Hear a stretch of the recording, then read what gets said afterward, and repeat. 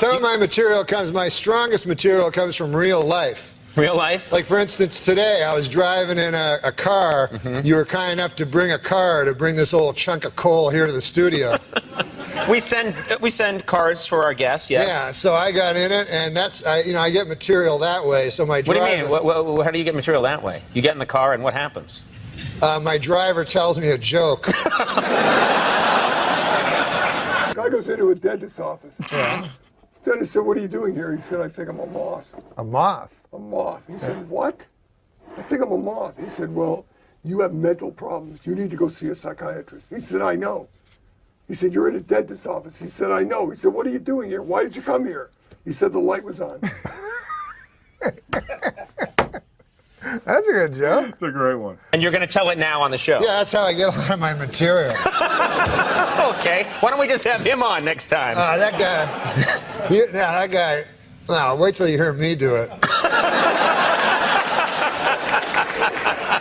So the guy, he goes, I say, I'll be the guy. Okay. A moth goes into a podiatrist's office. A moth goes into a podiatrist's office, all right? You are correct. When I came to Hollywood, Andy was a good friend to me. Oh, he was nice to you when you first came He was here? absolutely. We had nothing, you know. We were just starting out. I was working at Artie's Deli coffee shop. Bussing tables, you know, and stuff like that. And he was always there to help me and stuff. He was the first guy I actually met. He had some pilot on the TV and stuff, and he was really so sweet to me, you know. And he said, "I want to invite you over to a Hollywood party." No, I was just a farm boy from Canada, you know. Sure, yeah. And Canada, yeah. Yeah. And a big nation up to the north. Sure, yes. Powerful nation. Lovely people. So I said, wow, here's my, Andy Richter's going to show me, I'm going to go to a Hollywood party. How exciting, you know? So he said, yeah, he said, it's going to be a pretty wild party. You know, I'm not used to wild parties. I said, what is a wild party there? You know, I don't get out much. He says, oh, you know, he's like a little drinking, a little fighting, a little fornicating, you know? Yeah. I said, wow, man, that sounds pretty good. I said, what time should I show up? He goes, anytime, it's just the two of us. Now...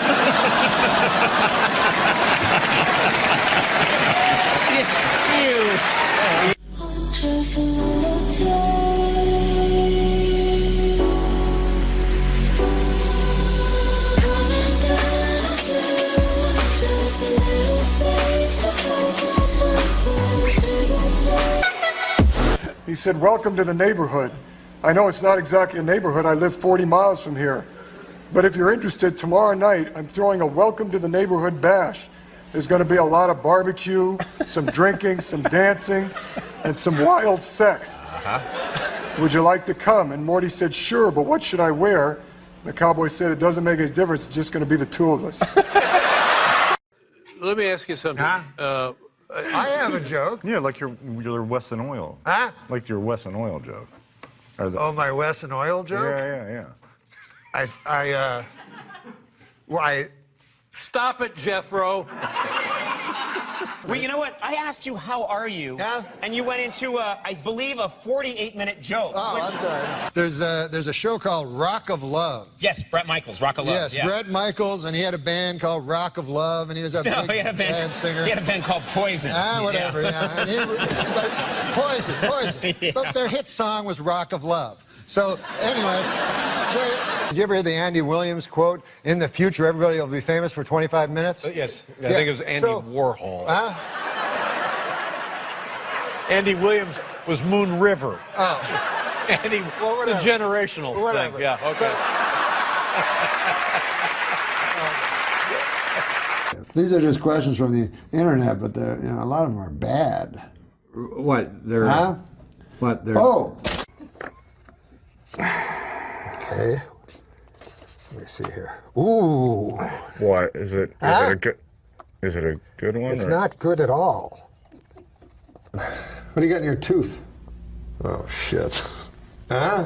It's red. Oh, I just ate some dried cranberries. Yeah, that's what it is. That's what I thought it was. You're on television. Are you still there? No, it's gone. All right. You could steal off everyone, and then everyone was afraid of him. I respect that. Huh? I respect that. What's that? A group of teenagers in San Rafael, California, used the term in connection to a fall 1971 plan to search for an abandoned cannabis crop that they had learned about. Huh? Gee, who writes these? Huh? We should have this person locked up and looked at, or at least looked at. But that gets you into hell? Huh? What, are you an angel? Gets you a ticket to hell? Who knows what you're doing? Huh? I look like a catfish hunter when I have a. Yeah, but you know it's mouthful of wrong, juicy right? Fruit. But you know it's wrong, right? Mouthful of juicy fruit? You No, don't. not if it's your own. But you can't take a mouth. You can't take 7 pieces of someone else's juicy fruit. Oh, right? you've had a mouthful of juicy fruit? You've had a mouthful of juicy fruit. No, be honest. Do you think it's all right if someone hands you their pack of gum? Do you think it's all right to take 7 pieces? I did do that. Do you think it's all right? Is the question. I don't think it's a mortal sin, a venal sin. No. Is it rude? Yeah. Everybody sucks cock. I think you're indirectly. Straight women suck cock. Gay guys suck cock. Straight guys suck cock. Huh? Let me tell you something. Let me tell you something. This guy sucks his own cock. That's what he tells me. In confidence. All I was going to say is, I'll answer. all I was going to say is, if you happen to have a bad set, they will blame it on the marijuana when you might have had a bad set without it. I've seen you have bad sets. That's a good point. With marijuana, without marijuana. How dare you? When did you see? What night are you talking about? Huh? I haven't had. I like that one. And I only get teary-eyed usually for the national anthem. Yeah, which one? Huh? Which one? En français. So then people go, well, who do you want? Well, there's that one comedian. She's a comedian, and she's also a lady. Yeah. And then it gets. It's more common now. Huh? It's common now. SNL is very. They rule. They rule the SNL. Look, who is bigger than Tina Fey? She's strong. Too big to fail. But you have children. You are a father. Yes, and I'm not dead. Yes, and I bet you'd like a man great. Are you going to give me one? Huh? Are you going to give me No, your son would have to get it for you. What the fuck am I going to buy you a Father's Day present for? Is Father's Day coming up? Father's Day's next week. What is the man great, you ask? Okay. Huh? Fine, I didn't, but... You didn't ask, but I you know want what to know. it is. You probably know what I it know. is. $1 a day for one razor? No. I don't know why they call it dollar shave. Huh? $1 a month? You know, George Clooney is engaged. Sure. How about that, huh? He and you were sort of the modern day, huh? I read well. You read well? Well, read this Why have you got that? Huh? Just to, They just to be on my TV show. Performing. Huh? No, I meant by saying. What? I mean, here you are with a showgirl in London. Yeah. There must have been some love involved there. No, she was a showgirl in Las Vegas. Well, are you happy that CNN has fallen? No, I dramatically since you I don't left? want no. Huh?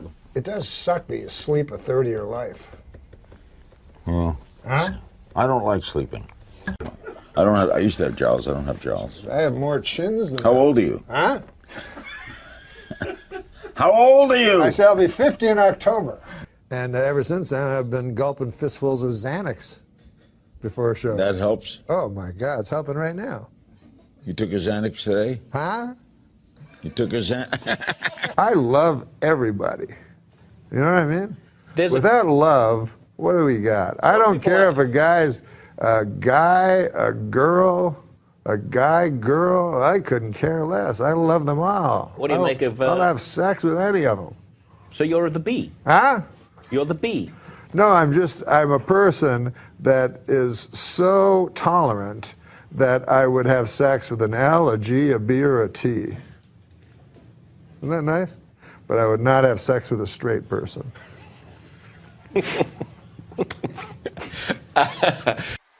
Paradise with your body, I don't wanna share.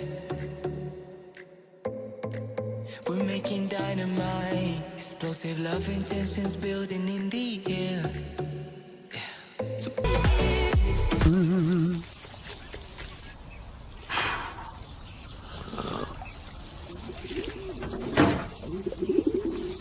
Ah, these azaleas are coming along beautifully. How's my pot? What? Huh?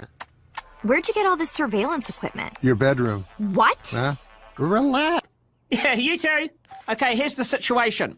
Now, they say that, oh, you might want to take your headphones off to hear this. Huh? Oh, yeah, let me take them out. They're out. I'll tell you what the kid needs is young he's... What? Huh? Calm down, it's not what you think. You're saying he needs to have sex with me? Oh, it is what you think. What a piece of shit. My God, what are you telling us? Huh?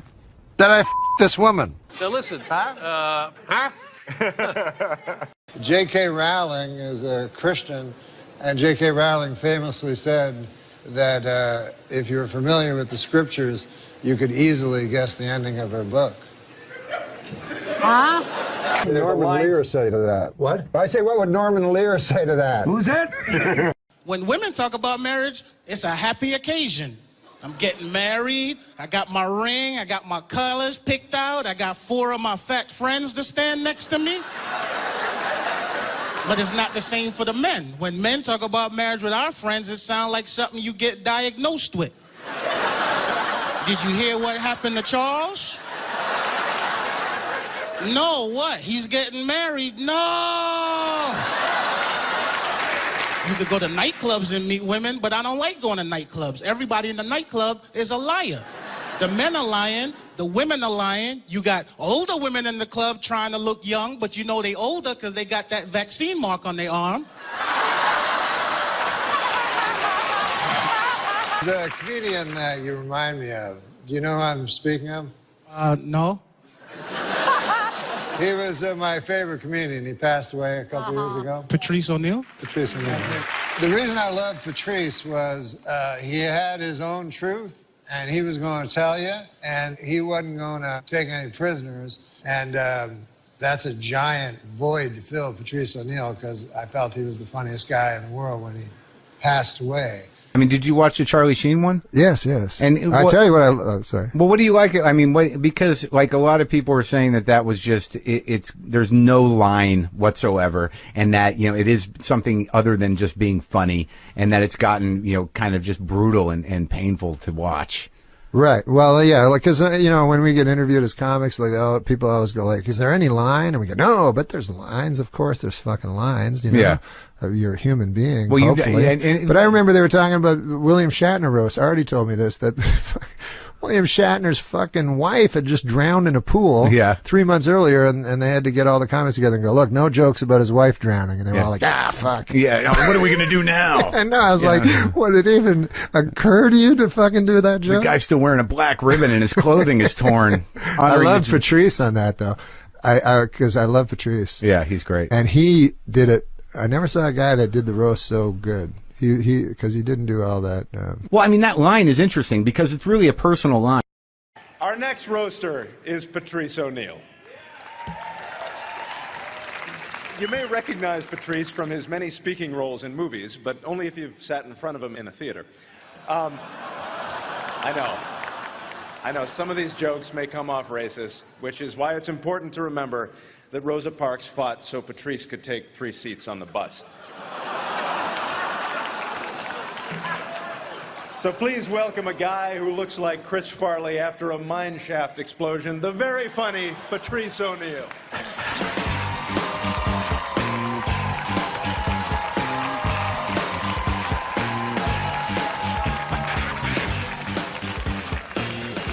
Thank you very much. It's just strange because I had all this planned shit, but I didn't know William Shatner was gonna be quasi, like, an old racist man, like, but everybody's giggling, like, whoa, but you're a fucking asshole, Captain Kirk. What are you talking about? Like, I don't respect him, but like, I'll respect him, because he's fucking Captain Kirk. But I think he might be racist because his hair plugs look like black girls' pussy hair.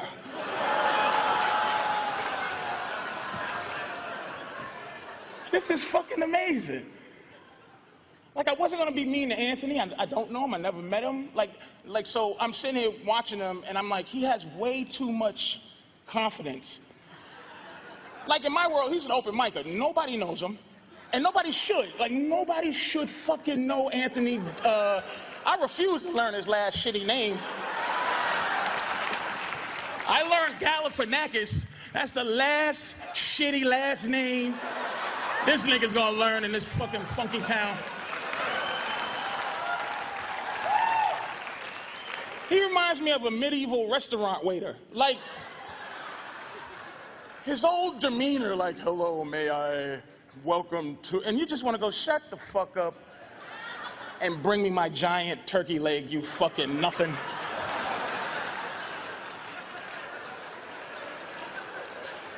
How the fuck can I be too mean after all this shit? I can't believe it. I'm dying of diabetes, and you motherfuckers are like, oh, that evil fat puff, you know.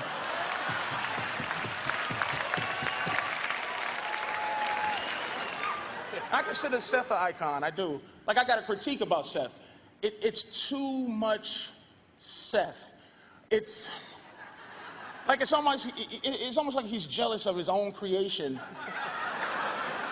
Where he wants to prove I'm better than the cartoons. But he's not better than the cartoons. See, but I think the problem is with Seth is that he don't have a partner. You know, like the South Park guys or Hanna-Barbera. I know we've read that old story that Hannah once said, I'm bigger than Yogi, and Barbera slapped the shit out of him for saying that. Seth needs a Barbera to slap him and slap him twice. Once to say, hey man, don't forget why people love you. And two, just say you're gay. No straight man writes that many show tunes. That's a fact. I love Mike Tyson, and I don't have much to say. As a fan of Mike Tyson, I love him, and I don't mean, yeah, I love him. Fuck you. I love you, man. I'm just disappointed and hurt at how much comfort white people have around you now. I don't like it.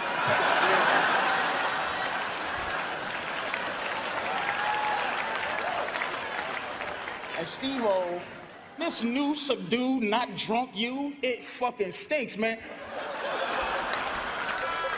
Ride that whole Steve-O shit till the wheels come off, man. Let a fucking leech bite your eyeballs and do some goofy shit. Even your fake puncher, it just, you disturb me with your lack of edge. You just like, why are you still looking at me like that, Mr. Shatner, sir? You're like, boy, I had more for that nigga than I didn't say it. I should have said it, because he's an asshole. You're telling it as it is. You're telling it like it is. Jeff Ross, I love you, I guess. Look, Jeff Ross is a legend. His funniness is a legend. But when I say legend, I mean a myth.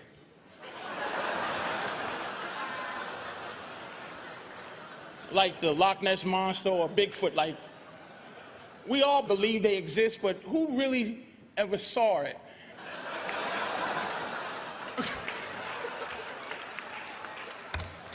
Oh, shit.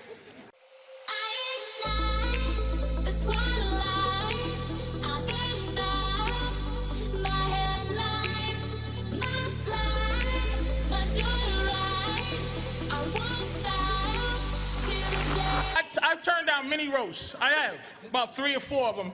And I said yes to this, and I'm dead ass serious. I said yes to this because I respect Charlie Sheen. I do. I say yes because I respect not his body of work. Like not. It's all been very Christian Slayer-ish. Like it just like. He sucks, but he's good, but he sucks at the same time. I think that his stand that he made against the business, I think this is a fucked up business, but he stood up, he still survived, and he proved that nobody can keep like a Sheen down, you know? They can keep Estevez down, because his brother, and he's the good one. That motherfucker do everything right, and that nigga's career is over. Holy shit!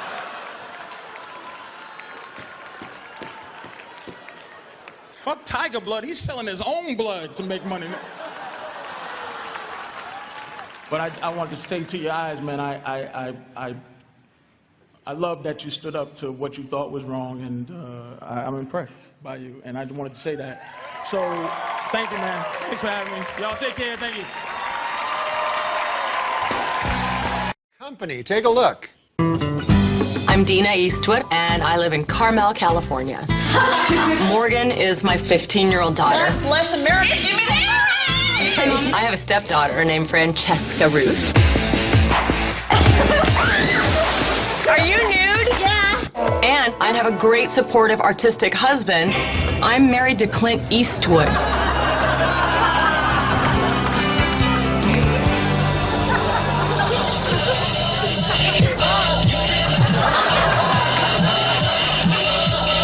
Six Oscars, $1 billion at the box office, and I'm in a goddamn reality show.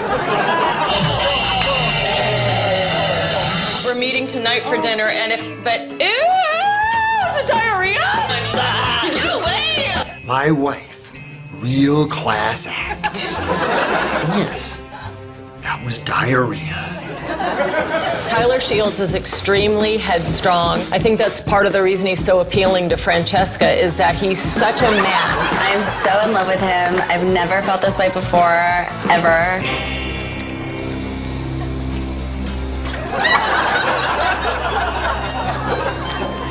Punk. I'm talking to you, punk. Hey, punk. I have to ask you to turn that camera off for a while. Seriously.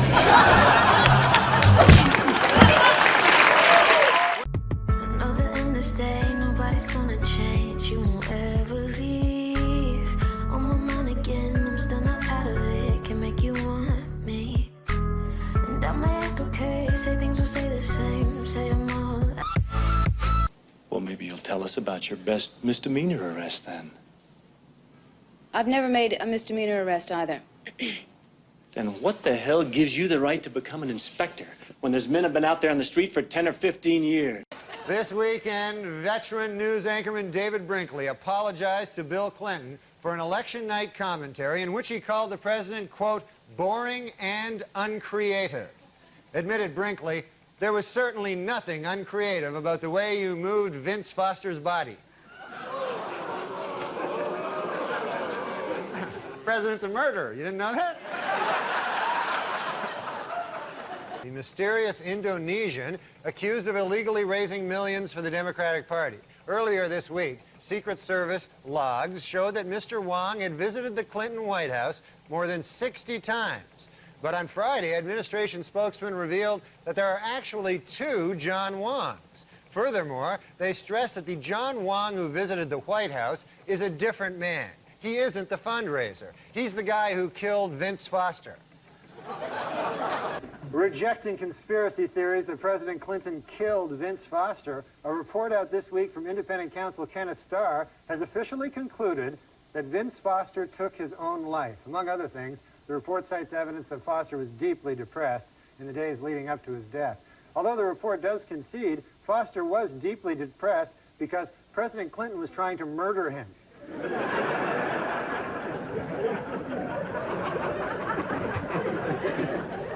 On Capitol Hill this week, 17 Republican congressmen formally asked the House Judiciary Committee whether there is sufficient evidence to begin impeachment proceedings against President Clinton. In response, the president said, quote, hey, you know who would have the answer to that question? Vince Foster.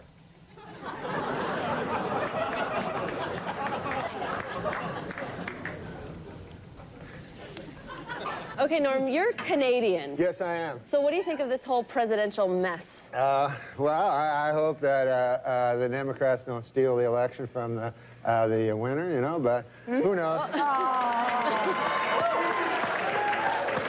You like George Bush, don't you? I love George Bush, man. He's a good man, decent, you know, none of this. He's, you know, he's not a liar, a crook, murderer, or anything like that, so it'd be good to get the... See, I think we should get the homicide out of the White House and get like a a fresh start, because we don't want any more murderers. I think we should just go on to the next question. Oh. Who are the murderers? Yeah. Oh, Clinton, he murdered a guy. Yeah, you know, we're not allowed to, you're not allowed to put out accusations without That's a little darling. too far. That's the way it does work. Let's just go on to the next question. Yeah. This is not my week. What can I tell you? Oh, it's not mine either, and I'm being very nice, okay? Be a good boy. Now, Norm. Do you never hear that? No. Listen, we don't need I to don't talk want to get about into that. this, and I don't want to hear it, and this is not the place to make those accusations, and you're supposed to be funny. Let's get on to the next question. So get with it. There you go. This is a live show. Not for nothing, Norm, but you have been properly chastised by Barbara, so I'm now going to ask the next question. I thought it was a matter of record. Shut up. Shut up. Look, Okay. let me do this, okay? I'll tell you what's a matter of record. You will not be invited back if you don't shut up. All right, now. Let's talk football. All right, manslaughter. Let's talk football. Norm, did you ever hear the word? The phone is ringing. I certainly hope that's somebody calling to tell you to go home. Oh, no. Dude, you got a phone ringing. Oh. Answer the phone. Hello? Oh, yeah. Oh, no. The thing is this. There, you know Matt Strauss? Yeah, the producer. The producer. He told me it would be funny. He said, like, why don't you carry a cell phone on and then let it ring and then pretend like there's a guy on it? Is there anybody on it? No, it's a thing. Pretend. You know what, Norm? You're a dead man. Here, you talk to him then. You know what, Barbara? You know what you said about rage at work? Give this man a plate of soup and tell him to shut up. Norm, all right then. Let's see. Norm. What? Okay, listen, Norm, listen. Not only have you annoyed us, but I've read that you have actually annoyed one of your idols. Who is that? Oh, the great Bill Cosby. Yeah, what'd you do? Oh, my God, I love that guy. He's my hero, you know, just like you, maybe Bill Clinton would be your hero. I love. There's no stopping you, is there? No, I seem to like Bill Clinton. They really, and this man leads into our show on Friday night. I know. It's all right, his career's over after this anyway. Who cares? Go ahead, Norm. No, Bill Clinton, who's a great man, obviously. You know, everybody has their opinions, right? Mm-hmm. Are you moving along? No, You're Bill going to get to the point. Cosby. Cosby. Oh, God. Cosby. What's in that coffee? What are you drinking in there? Now, Bill Cosby is a great man, first of all. There has never been any accusations toward Bill Cosby about any... Will you just tell us what you did about Bill Cosby? Oh, I met him. I opened for him at a club, and he was a great man, you know. He's my hero of all time. You know how funny Bill Cosby is, Yeah, right? so I'll get to the point. I'm going past menopause. Make the point. Let's go. Not everything has a point. We are learning that, okay? All right, Norm, you want to finish the story, or shall I ask you the next thing? Well, the Bill Cosby thing is this. Dear God. I met Bill Cosby. We're all fans of Bill Cosby, right, Barbara? Yeah. What? Yes. Why don't we talk about the millionaire? Oh, yeah, you know what? Tonight, Norm and I... Please. I like Bill Cosby.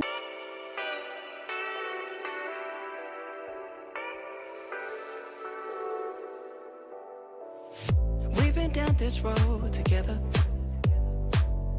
We've been seeing the colors fade. Norm Macdonald and I are on The Millionaire tonight. Oh, yeah. Well, tell him about that, how you thought he's dumb today. Where do you see him tonight?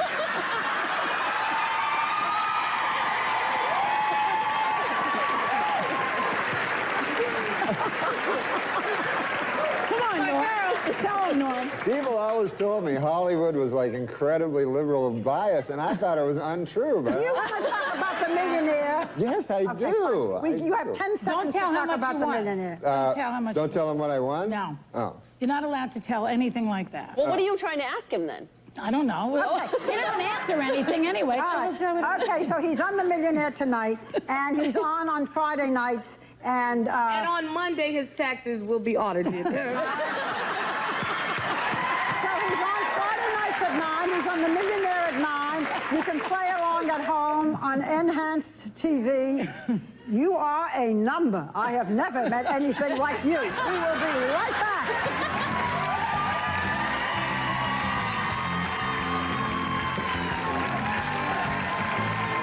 Guys, what's up, man? Hi. Yeah, man, it's live. It's Saturday night. You guys have a bunch of twinkly things. They didn't tell me everything before I got out here. They didn't tell me that there'd be twinkling things. But I can deal with it. But no, listen. I was, it harkened me back listening to the beautiful speaking, like, you know, because I remember that, you know, it's 8 o'clock, and do you know where your children's at and stuff? And it harkened back to me, because a half hour earlier, I was saying the same thing. I was in the restaurant. I was like, 7:30, man. Anybody know where my pork chop is? You ever try to get a pork chop at this joint? I mean, you guys like pork? You don't like pork? Call yourself Americans? No, listen. I tell you something. I'll tell you something about this restaurant. I don't know about in here if you get special stuff, but where I was eating, I asked for a Coca-Cola because that's my favorite drink, you know. I go, hey, man, can I have a Coca-Cola? And they say, we don't got that. We got Pepsi-Cola. I was like, oh. And this is a new thing that's happening, I've noticed, across the country. I'd like to get to the bottom of it because Coca-Cola is a delicious drink. And oftentimes, you go to a town, you go, hey, man, where do I go to get a Coke? And they're like, yeah, not here, fella. You know? They have their towns that Pepsi has somehow, even though Coke... And people, see, they think in their minds, they think that if your favorite drink in the entire world is Coca-Cola, then your second favorite drink will be Pepsi-Cola, which is flawed reasoning.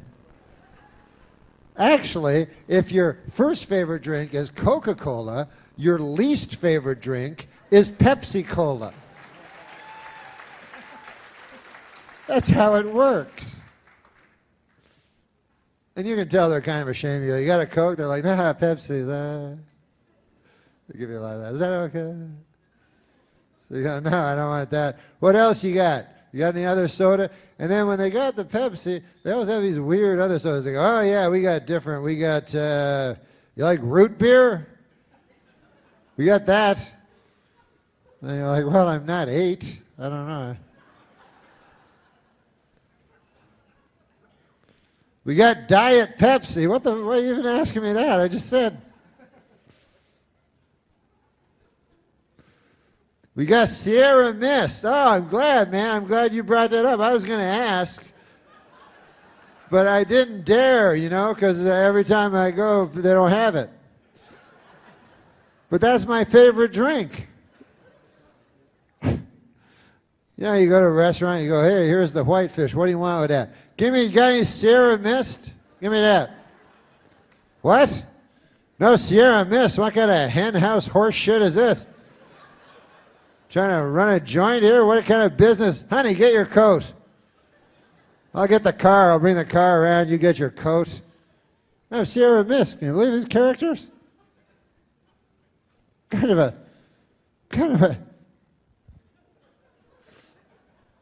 But no, I had a pork. I had a nice, delicious piece of pork, a pork chop, you know. Pork, I don't know. I don't think it's that good for you, but I like it. I'm pretty sure it's not good for you because it's a pig. But I like it. Anything with a snout, I don't think you're supposed to eat. I think that may be in the scriptures. I'm not sure, but... recall something about that. My doctor has me on a snoutless diet right now. He says I got to exercise every day, aerobics and latissimus dorsi, all that shit, you know, get my back and everything, and then no snouts. But no, My friend, let me tell you something. My friend, who is a vegetarian, she's a girl, you know, like all the vegetarians are. And you don't mean a lot of dudes, you know. But anyway, she was talking to me about the vegetarianism stuff, right? Now, have you ever had this experience where you think something's right your whole life, you know, and then in a moment, in a flash, you realize you've been wrong about everything you've ever believed ever. Not everything, but that one thing. By the way, if you ever wake up and you realize you've been wrong about everything in your entire life, that's not a good day then. You may as well go down to the rope store and buy yourself a length of rope. Then go down to the stool store, get yourself a nice stool. Then you go over to the notepad store, you buy yourself a notepad. Then you get a pen. You only really need 4 things. And must be hard to write those notes. You go, what, I'm supposed to write it on this little thing? Everything that drove me to end my life? I don't know where to start. But anyway, what was I talking about? Oh yeah, pork. No, because my friend who's a vegetarian, this girl, she was telling me, you know, we always argue because she's a vegetarian and I am not a vegetarian, and so she has her opinions and I have my opinions, and I realized that her opinions are actually stronger than my opinions. Like she'll say to me, she goes, "You can't eat, animals because they're God's creatures too." You know what I mean? And you shouldn't destroy another creature of our great God just so that you could have a frivolous meal that would not be necessary. You can't extinguish the life of a, And then I go, I like pork. That's my opinion. So that's not a good argument at all. So anyways, the upshot of it is that people can change, thank God, through the glory of God, people can come to changes in life. And I am now a vegetarian, so that's nice, you know.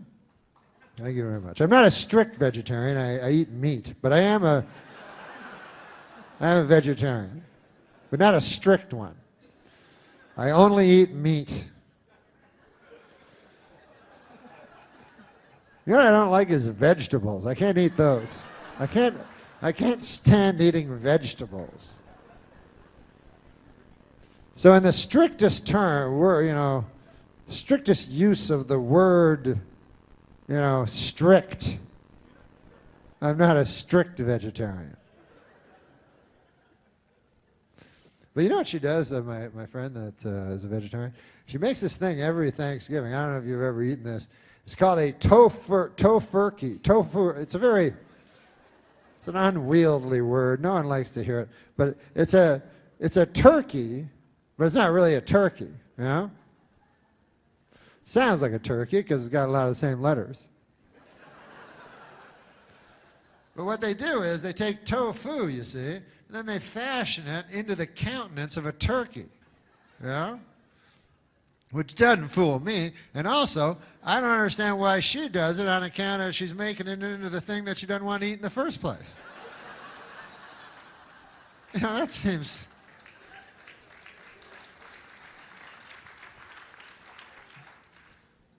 I would not do that, Like I'm against cannibalism, As you all know, as any of you know that follow me on the Google space, WW. I have gone across this country with my anti-cannibal stance, talking to people from one side of this great nation to the other. Every year I put my toe in the Pacific and I travel this great land with my anti-cannibal message. Mostly the young people. I try to educate the young people. I go to the schools and I go, listen. You might think that you're going to be the cool guy because you eat a dude friend of yours, And maybe you will for a couple of years, you know? Maybe you'll be the big man on campus. Oh, that's Jim. He ate a fella. But there's more to it than that.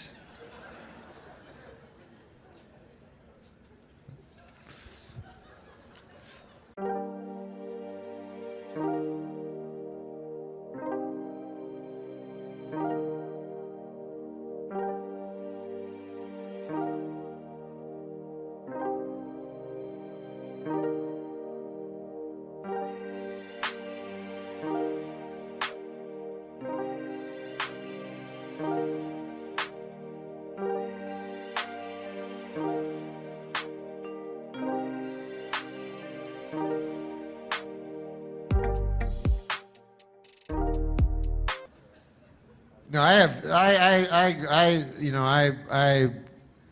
use my time for you know what I do? I do a lot of charity work for things that people, I don't like arguing with people, you know, when they have another opinion than me.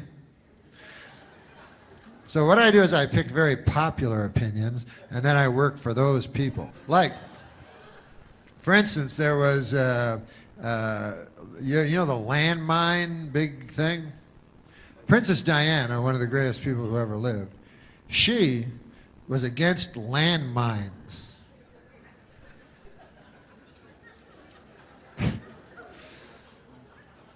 So tragically, she died, you know, before her landmine crusade really got rolling, you know. And of course, it was a terrible tragedy and everything like that.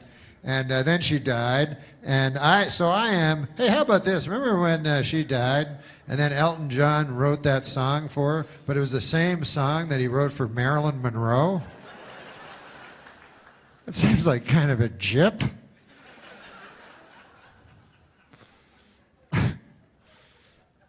But the king's like, hey, man, you wrote a song for my daughter? I don't know if there's a king. You wrote a song for Princess Diana? Yes. Well, you all ready? She just died an hour ago. Yeah, I wrote it. I wrote it. And here it is. She lived her life like a candle in the wind. Wait a minute. It sounds like that song you wrote about Marilyn Monroe. Well, it's a little bit. Some of the same words. Well, why'd you do that? Because they're similar when you think about it. Come on. Marilyn Monroe, she was taking crazy drugs and promiscuous, running around. Man, you know, you never knew if she was going to live or die. She's just living her life crazy like a candle in the wind, you know. And Princess Di, she lived in a castle. But, you know, they're sort of the same. They were blonde. I got to go. But anyways. I forgot what I was going to say. Oh, that I am very against landmines. So I will go and I will make, you know, I'll go to protests, you know, and I'll have a big sign that says, no more landmines. Because if you don't know about landmines, hey, you're educating me about stuff tonight. I'll educate you a little about landmines, you know, because there's many different causes, you know. And landmines are terrible. What they are is they put them underneath the earth, and then you step on them, and they blow you up. So I go there, and I protest against them. And what's fun about it is there's very few counter-protesters. You know, there's a couple of guys out there, but clearly these guys are in the pocket of the, you know, big landmine companies in this country.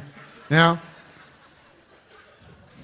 I don't mean to get all Bill Maher on you or anything, but if you think that the landmine companies in this country care about you, the little person, they don't care about you. They care about blowing you up when you're not expecting it. That's how they make their money. No. But, no, I was going to say about, she makes this tofu. And what I was going to say was that as a anti-cannibal guy, It would never occur to me to do the same thing as she does with her tofurkey. I would not take all my delicious cheese sandwiches and fashion them into the shape of some old rotting corpse of some dude and then eat that. That would make it less tasty than the cheese sandwich itself, to me. But listen, it's easy to go around saying, hey, I'm against cannibalism. Oh, I'm anti-cannibalism. Look at me. I'm better than everybody else, you know. I know it's easy to say because I say it every day to people. But actually, when you think about it, you don't really know how you're going to, you know, how your cannibalism beliefs are going to stand up under when it comes up. Because you'll notice in life, cannibalism rarely comes up. There's always some cheese sandwiches around you can find, you know. But what about when you're in the Andes? Well, then all bets are off. You have to wrestle with your conscience because you're in the Andes. I don't even know why people go to the Andes, but they do. They go, hey, listen, travel agent, me and the wife, Ruth, you know Ruth, we're going, we got to get away from the kids again this year. We got to go to Ireland. We were hoping something on the other side of the Andes. Anything you got there? We just want to relax, lay on a hammock or something, and we want to go to a nice place that is separated from where we are now by the Andes. And got any small planes? We like flying in small aerofoils. In the dead of winter. You got anything like that? And they're like, yeah. So you get on the plane, and, you know, 20 minutes later, you crash into a mountain. You know, because everyone knows it's on the boarding pass. It says, layover, a mountain.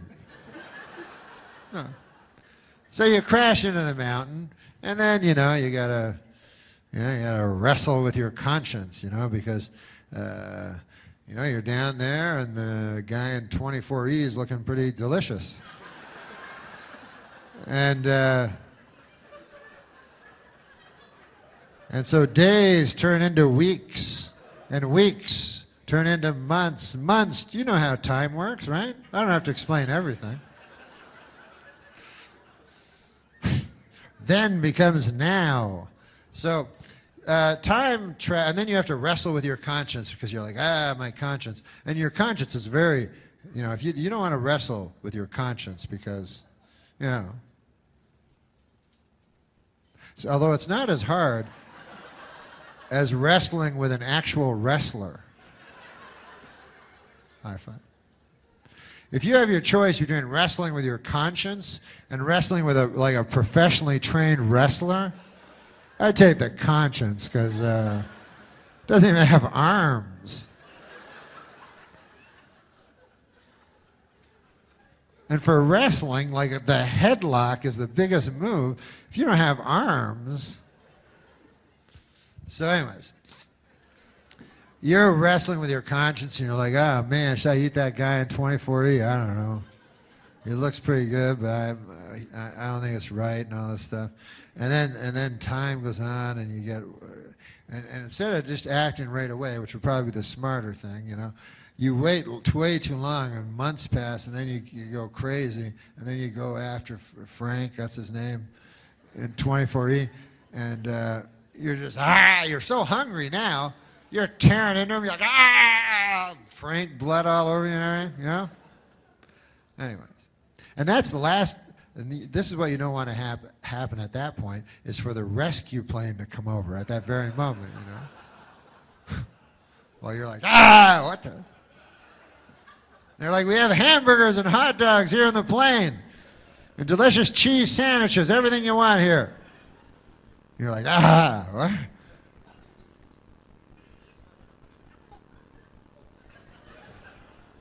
A lot of snow. Oh, Lord God. Let me get a drink of this water. You like water? better than that Pepsi shit. Ow. Water's good for you. What about guys? You ever just have guys that have their favorite water? They're like, Fiji, that's what I drink. Water, Fiji water. It's the most tasteless, colorless water of all. This one has 0 fat, like I'm a retard. Like I wouldn't be able to detect globules of fat in my water. It's cyanide-free. No, but listen, man. I'm not afraid of no monsters, you know. We spend, when you think about it, man, we spend most of our adult life petrified of monsters, you know. And I'm just coming to I'm saying enough, man. You know, I'm not gonna live under the tyranny of these monsters that walk among us, you know. If they get me, they get me. And some of them I don't even know what's so scary about them. Like now they got a movie I seen, Wolfman, you know, which is very scary, right? A Wolfman, you know, they got a movie, and it's like a werewolf. I think it's exactly the same. I'm not sure. I haven't studied it close enough. But I believe, like, if a Wolfman came at you and stuff, you went, werewolf, people wouldn't go, it's a Wolfman, you idiot. But my point is this. I am not afraid of a wolfman or a werewolf because when you think about what they are, they're half man and half wolf. So therefore, I am only half afraid of them as I am of a wolf. And there's no movie called The Wolf. See, if you got a wolf man, half the time he's a man. You can reason with him. Yeah? You can sit down, have a cheese sandwich. But a wolf, man, you can't reason with a wolf. A wolf only wants to eat you. So I'm not afraid of a werewolf. I'm not afraid of ghosts. They don't scare me, you know? Not at all. I mean, I don't want to say I'm invulnerable to fear, but they simply don't frighten me. You know? First of all, what do, you know? They just go,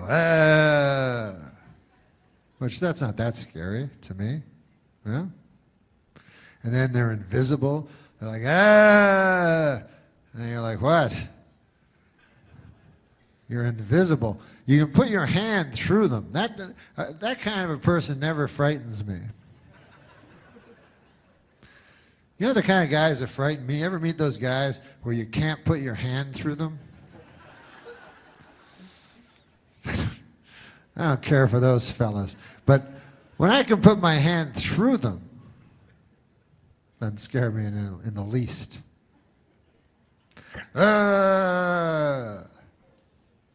This is how unscary they are. I was at a hotel a couple of weeks ago. In the lobby, they were saying they were bragging about there was a ghost in the hotel. You know, how scary can that be? You know what I mean? They're like, every night, Mary with the blue dress, that was her nickname. She was murdered and she hangs around the bed, you know what I mean? And she'll come over. And so beware, because Mary with the blue dress, which was her nickname, which was an odd nickname because you'd think her nickname would be Mary the Ghost. You know. When they came time to pick out her nickname, you know, I think they were like, They go, hey, what do you notice about Mary that makes her distinctive? We got to come up with a nickname for her. I know she wears a lot of blue dresses. She seems to have an affinity toward blue dresses. You're talking about Mary, right? The transparent lady?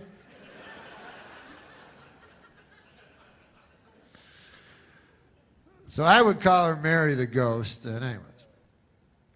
And all they seem to do is complain, these ghosts. You remember that? I was like, I can't. Everything's wrong.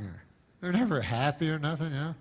They're like, something bad happened to me. And if I don't get it cleared up, I have to travel all through the world in pain and sorrow, you know? And then I'm like, well, I do too. What the hell?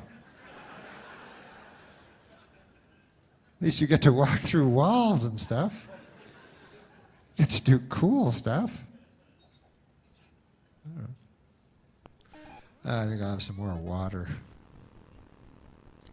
I love water. You know, I used to do news on Saturday Night Live, and sometimes people think I know something about news. That's the funny part, because I don't know anything about news.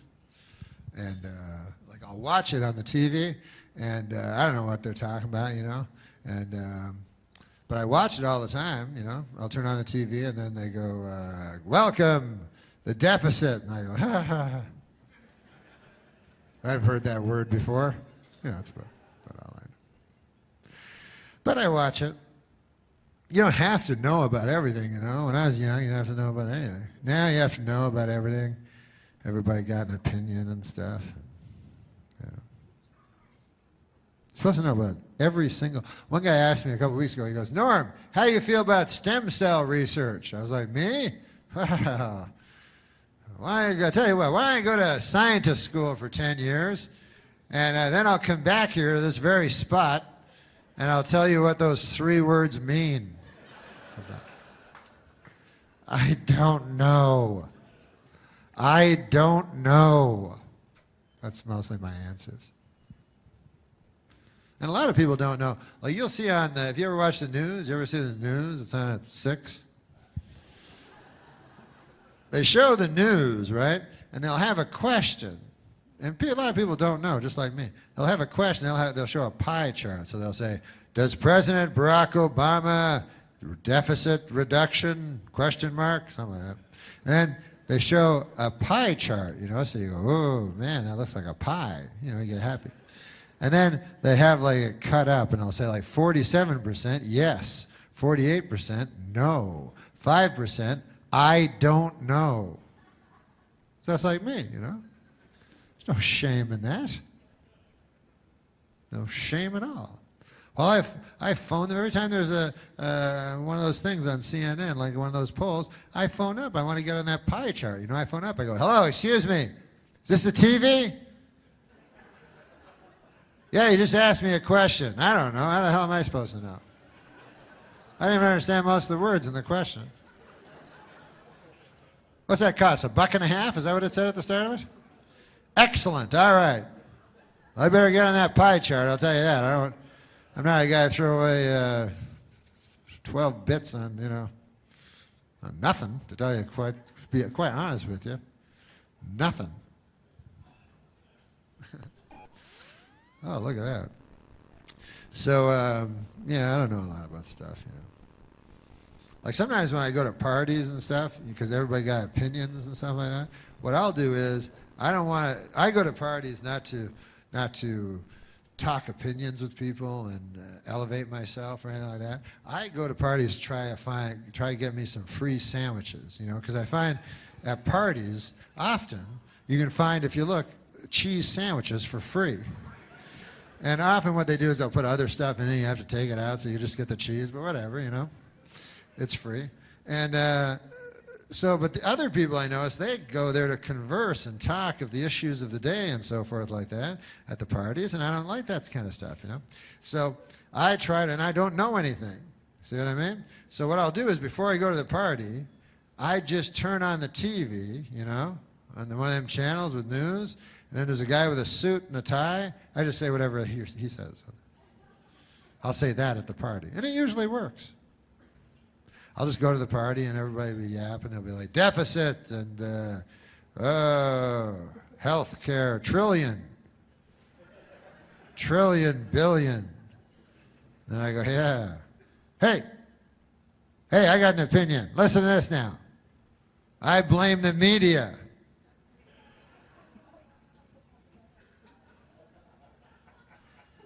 Because the media is not entirely... without following anything about it, I mean, you know, you can't just completely say that the media. Anybody seen them sandwiches? A fellow over there was telling me there were sandwiches where they cut the crests off and they're in triangles. Fellow over there. And he said they had toothpicks with frilly toothpicks in them. None of his. Not a single one of his. All right, fair enough. But I have a thing, see, I have a thing where I can judge guys that are at my own smartness level. You know what I mean? Because I don't know if you ever got caught talking to a smart guy. You ever have that happen to you? That's not a lot of fun. Like you're at a party and you're at that kitchen part where there's that big square thing. I don't even know what it is, but you're all standing around, and then there's 5 of you and 3 of you leave, and it's just you and the smart guy, and the guy's got a pipe or something. He's like, anyway, how about that leader from the foreign country? What about his name? You're like, I'm going to go ahead and look for them sandwiches, but I'm coming back to talk to you. I'm not running away, if that's what you think. I'm not going to run out that side door right over there and run full speed down the street. I don't think that. No. So what I do, I have a very good, I can go to my own, you know what I mean? The people that are at my smartness levels. So if I'm in a party, right, I can go right into the party and immediately, like they, you know, they say gay guys have gaydar, they can sense other gay people. I'm like that with like guys at my dumb level. I can walk up, I can just go, immediately I'll say, hey, I bet I can keep up with that guy over there. Then I make a beeline over for that character. And then we talk about, Jughead comics or something for a while, I don't know. We have a grand old time, and I try to pocket a couple of cheese sandwiches and take off. But it's hard to talk to anybody just in regular life, you know? I don't know how to do it, especially like one-on-one, like talking, you know? It's so hard to, with people, like my friend was saying, you gotta listen. That's the most important thing in a conversation. Listen to the person that's talking to you. But that's not enough, because eventually that other guy will stop talking. I'm good at that part. But, and then you go, oh, sorry, I forgot to think of something to say there. You keep talking, and the next time you stop, I'll say something. So you got to do 2 things at once. So you got to listen to the guy, everything he's saying, plus anything he says that you may know something about, you know, you got to keep that in your head for when he stops talking. You know what I mean? So maybe he's yapping, and all of a sudden he mentions Fonzie or something like that, right? So then, in the back of your head, you go, hey, wait a second, I know something about Fonzie. So as this idiot stops talking, I'll say my Fonzie thing. Excellent. Excellent. Doodly-doo, doodly-doo. Doodly-doodly-doo. Ah. Peace. So this is what it feels like, huh? Doo-doo-doodly-doo. And then maybe the guy changes the subject. You're like, whoa, whoa, whoa, whoa! Hold on a second there. Wait a minute. No, it's interesting what you're saying now. It's interesting. Hey, but what about then? Remember then? It was earlier than now? You were talking about Fonzie. Yeah, anyways. Interesting thing about Fonzie is this. It's not his real name. Arthur Fonzarelli. That's a true fact, man. You can Google that up on the W. All right, you talk for a while now. You know, it goes on from there. Dee-dee-dee-dee-dee. But I don't know. The news, I mean, some of the news I understand, you know, like, but that news isn't real news, you know what I mean? It's just odd, crazy, like Tiger Woods, who's still in it, you know, in this tournament, which is depressing for me because I like Tiger and stuff. And then, you know, Tiger victimized himself, first of all, his family, but and all these women and everything. But he also victimized the golf fan, me. You know what I mean? The guy, I believed in him and I trusted him, and so it was kind of sad for me because I don't care if a guy wants to lie down with ladies and stuff like that. You know, I understand that's a thing guys like to do, but I don't like hypocrisy. You understand what I'm saying? I don't like a hypocrite. And to me, Tiger, when I was watching him, he always presented himself to me as a golfer. You know? I always thought he was a great golfer. I watched him my whole, life. And he'd be in the sand hitting it out, and then the golf ball would come real close, you know what I mean, to the hole. And then he'd put it in and go like that and everything. So I was all happy. I go, man, that guy's a golfer. People would ask me, who's Tiger Woods? I go, he's a golfer. Right? Now, I had no idea he was leading this double life where by day he was a golfer and by night he was laying down with ladies.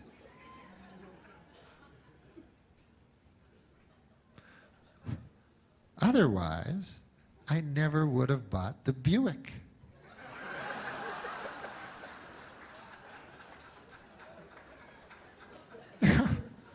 Now I'm driving around a Buick, people snickering at me and stuff, you know?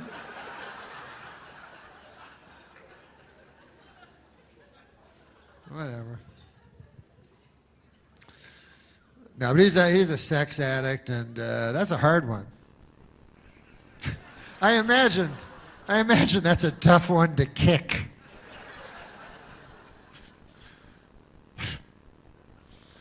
Wouldn't that be the worst? Like those meetings, like a sexaholic. What if they have those meetings? What do they call them? They always say aholic. It only really works with alcohol. Like sex, AA, yeah, for sex. That would be a weird. I don't know how that would go.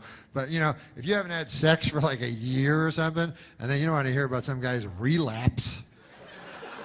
Guy's like, I've been weak. Oh no, you don't have to tell us.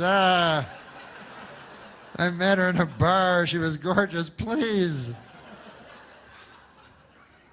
You have to hug the guy. That's too bad.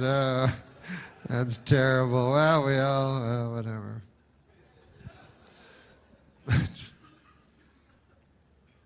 But I don't even know if sex, I don't even know if that's a thing. I don't know, It's weird to me because if you're an addict, if you're a heroin addict, you're addicted to heroin. The more heroin you do, the more addicted you are. Booze addict, you're addicted to booze. More booze you do, bigger addict you are, So to me, if you're a sex addict, let's say, sometimes you meet these guys like, hey man, this guy's 70 years old and he's been married since he was 20. Still happy, still have a healthy sex life, still has sex with his wife, every week or so, Then wouldn't you think, that guy's a sex addict? He is a sex addict to such a degree that he's willing to have sex with a 70-year-old lady.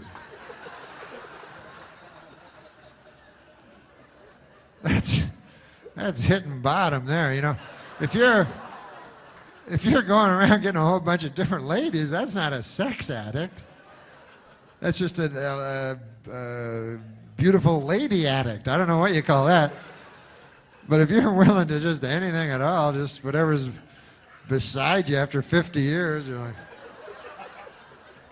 I don't like you anymore, but or whatever they do, whatever noise they make.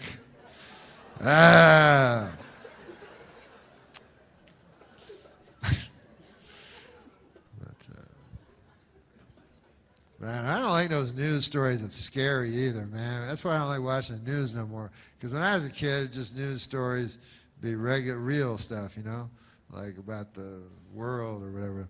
But now they'll have little personal stories that have nothing to do with nobody, and they present it as the news, and then you don't want to see them, And I noticed the latest one, they all seem to have, the show will open the news, and there'll be a guy with a suit and a tie, so he's a newsman. And he goes, hey, our top story tonight, a lady has vanished. And you're like, oh yeah? And they go, yes, she's not She's gone. Yeah? Do I know her? No. You never heard of her, but we're going to tell you about her. We got Bill. He's on the outside. They have one guy inside, one guy outside.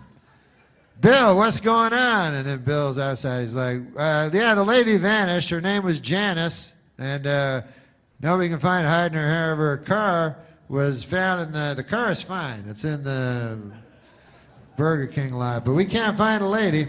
All right, back to you. And,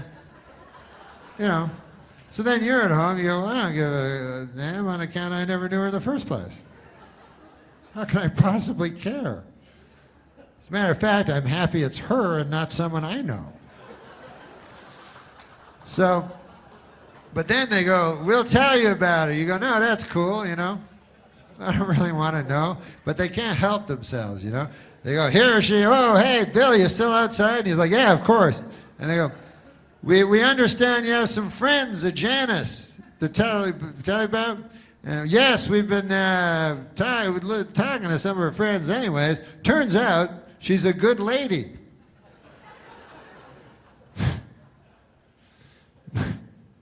Breaking news, Janice was a good lady.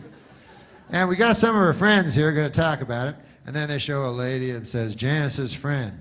And she says, oh, Janice, man, she was the greatest. She was the kind of person where you could walk into a room and she would light up the whole room. It was amazing. She didn't have a light or nothing like that. She would just somehow, through sheer tyranny of will, she could make a room light up.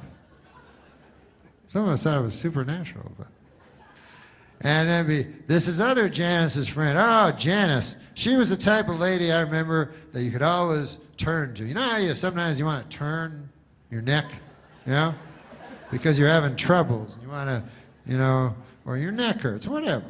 But when you turn, the person you most want to see in your eye line would be Janice, And then, if say Janice's other friend that wasn't one of the first two. Well, Janice, she's the kind of person, you could be talking to your best friend the whole world, and then Janice comes in and goes, screw you, I'm talking to Janice. You go over to Janice. She's a better person than you. It's Janice. And so then, at home, you start to get invested in Janice. You start liking her, you know what I mean? And every day they show you more about Janice, and they show different home videos of her, and you're like, hey, honey, look. Oh, I like that hat she's wearing. She's eating a piece of pizza, and you start really liking her, You go, man, that lady's nice. I'd like to meet her one day. I forgot she vanished. Oh, well, they'll find her. I'm sure of it. Then you get hope, and you can't, all you can think about is Janice. Your feverish dreams are commanded by Janice's spirit, You can't even think right, And every day you're turning on the news, man, what's going on with Janice? And they keep going, telling, and things progress, and Bill's still outside, and he's like, we're still looking. It's been 3 weeks now, but as we speak, everyone's combing the woods behind me as we speak. And then you're home. You go, oh no, not the woods. You don't like to hear that. Nothing good ever happens in the woods.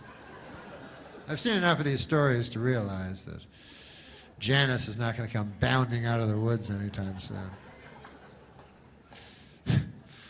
It's like, hey, what's going on, everybody? I was just taking a stroll through the woods. What's going on? Why are you taking pictures of me anyway? What's going on?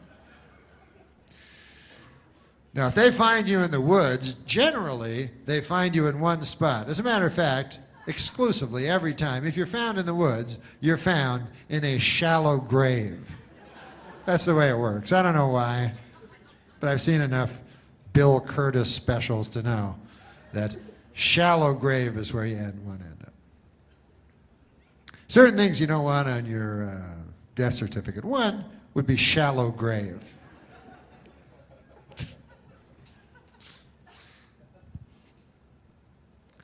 Massive. You wouldn't want to see that on your death certificate, the word massive.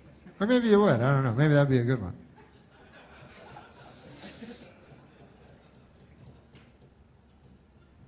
What about complications? That's the one that always confused me. I'm like, what the fuck? You go, hey, Doc, would my dad die again? It's complicated. It's complications. He died from them. Well, how'd that work? You told me it was going to be a simple operation. Yeah, we thought it was. You're not a doctor, are you? It looks simple in the book. But once we cut him open, man, a lot of red stringy stuff in your dad. Very complicated when you get in there, really. Well, anyways, goodbye. So, yeah, you don't want to see shallow grave in any of your, you know, in any of the Fourth Estate's account on your being dispatched. So, and also, doesn't it seem a little rash, a shallow grave, you know? Like after all their planning, these serial killers, they're supposed to be so cunning, you know, so diabolical according to the TV movies I've seen. And doesn't it seem a little rash at the end that all of a sudden it's just shallow grave, you know? It's just, wouldn't you think they'd go to a little, yeah? There's like, there you go, a couple of leaves and a twig. That doesn't look like Janice. I don't remember Janice having twigs and leaves all over. Nobody will find her. A Boy Scout ain't going to stumble over her tomorrow morning, I know that much. I'm going home and await the authorities. And then they go home. Now, I would, if I ever did that, and I would never slaughter and kill a woman. I want you to know that. I know I say that now. Who knows? You know, can't predict the future, but I know there's not a river long enough that does not contain a bend. But I believe right now I would not slaughter a woman. And maybe it's just vanity talking. You know, the scriptures say that man is mostly vanity. But in my vanity, I do not believe I would do it, you know. But if I did do it, if I somehow snapped, because who would ever know, I would plan it out. I'd be very, very careful about it, you know. I would track the lady, you know. Because you know, there's still a stigma, even in today's enlightened society, when you slaughter a lady. So I would track the lady. You understand? I would find out, this is what you got to do. You got to find out her habits, you know? Like maybe you go, hey, man, I know she goes to that cheese sandwich store every day, and when she comes back, she's got a big paper bag of stuff. I'll bet you anything, there's cheese sandwiches in there. Eh? So then you put that up in your head. Lady likes cheese sandwiches. It's one piece of information. But you take your time, you know? Then you notice, you see another pattern. You go, hey, every Wednesday night, that lady goes down to the gymnasium and plays basketball with other ladies, which is fine nowadays. So, what I would do is I would stand outside of the gym, you know, and she'd come out there all sweaty with a ridiculously tri-colored ball, you know, and she'd be finished her game, and then where would I be? I'd be standing at the other side of the parking lot, and in my hand, what do you think would be resting but a cheese sandwich, right? So then she'd go, hey, what's in your hand? I go, what, nothing? She'd go, yeah, there's something in your hand. I go, there's nothing in my hand. I don't know what you're talking about. She'd go, there's something in your hand. I'm not blind. I see something in your hand. I go, there's nothing in my, oh, yeah, this. Oh, no, it's just a cheese sandwich. What, why, you like them or something? I got a whole bunch in that van over there. Yeah, that craziest looking van you've ever seen in your life. It's right over there. You want to go there? You want to go get some? And by the way, if you ever do this, and I don't think you ever should, you don't have to have cheese sandwiches in the van. You know, unless you're proud of your detailed work or something like that. I don't want you to go, if you're a frugal serial killer, I'm the last that would advise you to throw away all kinds of money on cheese and double the amount on bread, you know? Should bread and cheese cost the exact same amount of money? But anyways, I would plan it out. That's what I'm saying. And then I would take the lady and I would never do this, of course, but I would take the lady in the van to a remote area, you know, where there was a wooden shack that I had constructed, and it was silenced to the point that her screams would just echo off the walls, never to reach civilized ear again. And then I would do whatever it is that they do that gives you that godlike power, and then I would take her to the woods and I would bury her in the deepest grave ever. That would be most of my plan. The grave. Like 2 years before I had selected a victim, I would be working on the grave. I'd get 50, 100-foot grave. As a matter of fact, if I had any sense in my head, as my dad used to say about me, I would start digging the grave now. Just in case, because you never know when you're going to snap, you know. I should go home and just dig a big, deep 100-foot grave, yeah? And worst case scenario, like my dad used to say, hey, a little hard work never hurt anybody, goddammit, you know? And best case scenario, I slaughter a lady and get away with it. If you're gonna slaughter a lady, and I'm completely against it, it's much better to slaughter a lady and get away with it than slaughter a lady and not get away with it. That's just, I don't know, because I've not done either. You know, I would have to talk to one of you that have done both to really get an answer. But I would suspect, like anything, not getting caught, you know, is the better choice than getting caught. You know, it's funny, you know, the things we think we're afraid of, you know? Because the things we're really afraid of in life, like monsters, you know, and serial killers and terrorists and stuff like that, they ain't gonna do nothing, you know? Like, what's the chances, really, you know what I mean? But you're always afraid, like earthquake or something like that, you know, tsunami, you're always afraid of this crazy stuff. But you're not, the stuff that really gets you, you're not afraid of. You don't even think about it, you know? Like, you think, you're always like, man, I hope a terrorist doesn't attack and kill me, right? What's the chance of that happening? Like 1 in a billion, you know? A terrorist ain't going to attack and kill you, you know? But what's the chance that you're going to be attacked and killed by your own heart?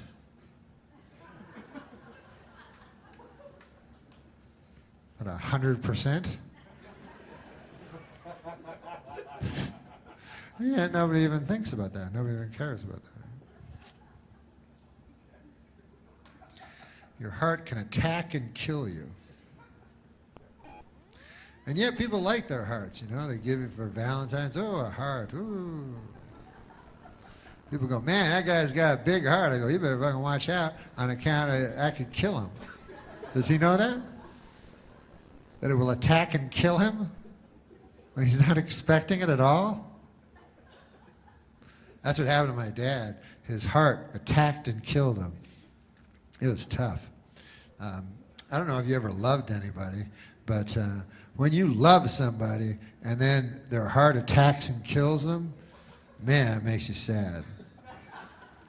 And my dad, I loved more than anybody, and he never saw it coming, you know. He thought his heart was on his own side. He was looking around for terrorists, shit like that. And just one time, boom, his heart got him. He was lying in his bed, and boom, by the time he hit the floor, they say he was dead.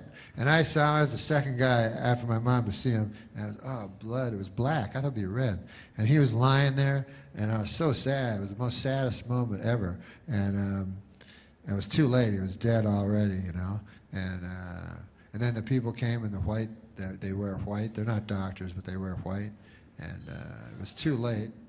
And they just try to make you feel better, you know, they just say anything, you know. Like one guy was like, "Don't worry, Norm, he never felt a thing, he died in his sleep." And then I was like, "Really? When his heart attacked and killed him?" Because I wake up if my cat walks across my belly. So I don't know if my dad was that sound a sleeper. And another guy said, "Don't worry, Norm, he's in a better place." I said, "He's on the floor. Dead. Earlier, he was alive on the bed with the Tempur-Pedic pillow I got him for Christmas." I'm not a doctor, but I think that's the worst place. But it doesn't matter.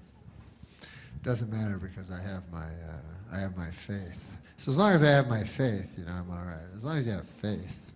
If you don't have faith, forget it. You're through. But you know, you can have other things, I guess. You guys drink booze? If you don't have faith, like I have faith, you know, I have deep faith, but if I didn't, I think I'd go for booze. Because it seems like, you know, seems like a good thing. My buddy, everybody has diseases. My buddy has alcoholism, which is a disease, and he told me that. He said, "Norm, I got a disease of alcoholism. You know, it's taken over my life, and it is a disease, you know." But I was trying to look on the bright side of things, and I told him, I said, "Listen, Bobby," his name's Bobby, I said, "You know, it's true you got a disease and everything, you know, but you got to look at the bright side, because that's what I believe in. And as far as diseases go, I think you got the best one," I told him, you know. Because it's the only disease where you get to drink a lot of booze all the time. As a matter of fact, that is the disease. Just drinking booze. It's not exactly bowel cancer. You know, like my Uncle Basil, he has bowel cancer. I would not, and I don't think my buddy Bobby, the alcoholic, would ever go to my Uncle Basil and go, "Hey, I hear you got bowel cancer. I know how you feel, man. I drink booze." Those diseases, good Lord. What are your symptoms? My bowel hurts a lot and I bleed from the bowel. How about you? I get happy. And sometimes I go somewhere, I meet someone that has the same disease as me, and then I have sex with them that night. That's in the latter stages of the disease.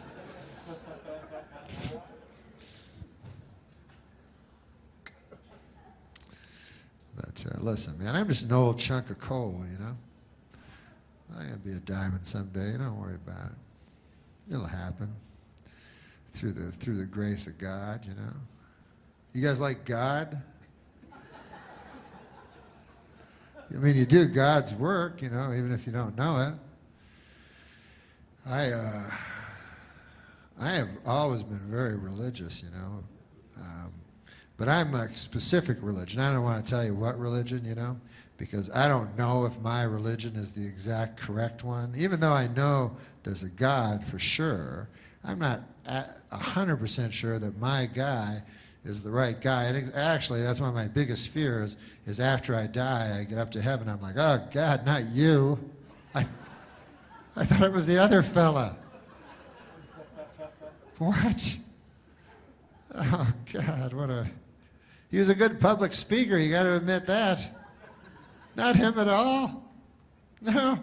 Well, how about that? So what now? I got to get raped by the devil forever or something? So that's my worst fear, you know, because I try to do good, and I try to, even though I'm an old chunk of coal, I want to be a diamond someday, you know. I want to be the world's best friend, you know, go around shaking everybody's hand, you know what I mean? I want to be a good guy. But maybe God, through even an old wretch like me, can do something. But you guys do things for children. What's better than children? You know what I mean? I had a child. I still have one. He's like 10, 15, something like that. Time goes by so quickly. You know, it's hard to remember details. No. But he's He's beautiful. When you have a child, man, you got love. It's unbelievable. You never had it before. You realize you've never had it once you have it. You know? Like when you have a child, you go, oh my God, what the hell is that? You know? Like I know you used the word love before and everything like that, but you're like, whoa, that is something. And then your single friends, they don't understand. You go, hey, Jim, man, you got to get one of these. This is the craziest feeling I ever had. Like, I just all through my body, all I feel is like happy. And then the guy goes, is it like crystal meth? And you go, no, what? I don't want to be your friend anymore, friend. No. This is love. This is love.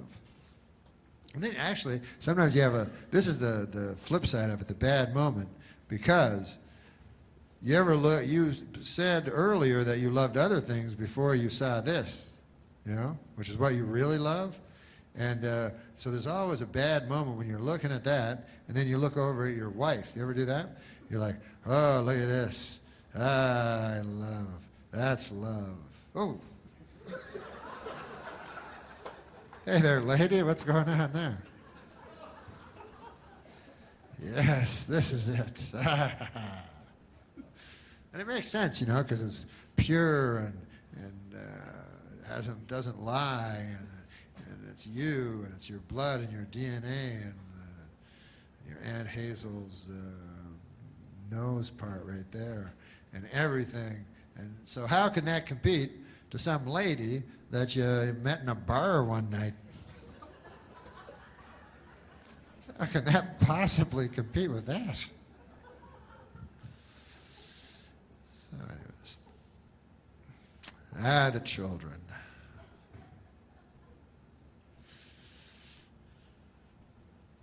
I love children. It's funny, like you can't love children anymore because, you know, even though Jesus, and I'll tell you something, I don't want to say any specific religion is better than all the false ones, but this is the only religion, I'll tell you, that I am against. The Church of Satan. Any retard knows that's not the right one. I think even Satan himself admits it. Anyway, you know, so Jesus was, that's one of the only, I think it's the only religion that puts children at the core, you know, of their religion, you know. They love children. So that's good, because I love children. But when my child was young, though, it was always worry, you know. I remember when he was really young, and I was worried about everything. I remember one time, like he was only 4 days old or something, I was watching TV, and they had a news story that said, coming up, a news story on crib death. And then I was like, that's where my kid sleeps. You would think crib death would put a crimp in the sales of cribs. If not wipe out the entire industry. That's what I would think. You know? A couple of Toyotas go skidding around, all of a sudden they can't sell cars. But the crib industry, incredibly resilient, actually kills children. One of its defects. I'm calling for a full recall of all the cribs that have killed the children. Oh man, I'm thirsty.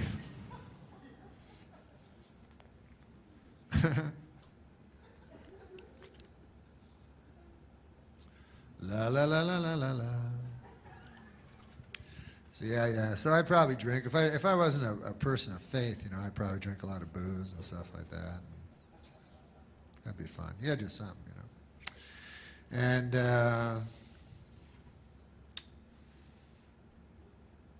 yeah, I don't like drinking though. You ever drink those little shooters that are really like powerful and they have like sex names? They have like filthy names. You know what I'm talking about? So they'll have like sex on the beach. You know what I mean? And so I don't know why they name them like that. I guess because people are drunk and they're like, hey, maybe if I drink that will happen to me. But of course, if you have a night of drinking, you're not going to end up having sex on the beach. That's never happened in the history of recorded time. You know? But you know, you're not going to have a shooter bar where you go up and go, yeah, excuse me, can I have a humping a dude I figured was a lady? I swear to God, I thought he was a lady. And also, my friend will have a senseless knife fight. You got one of them? Give him one of them.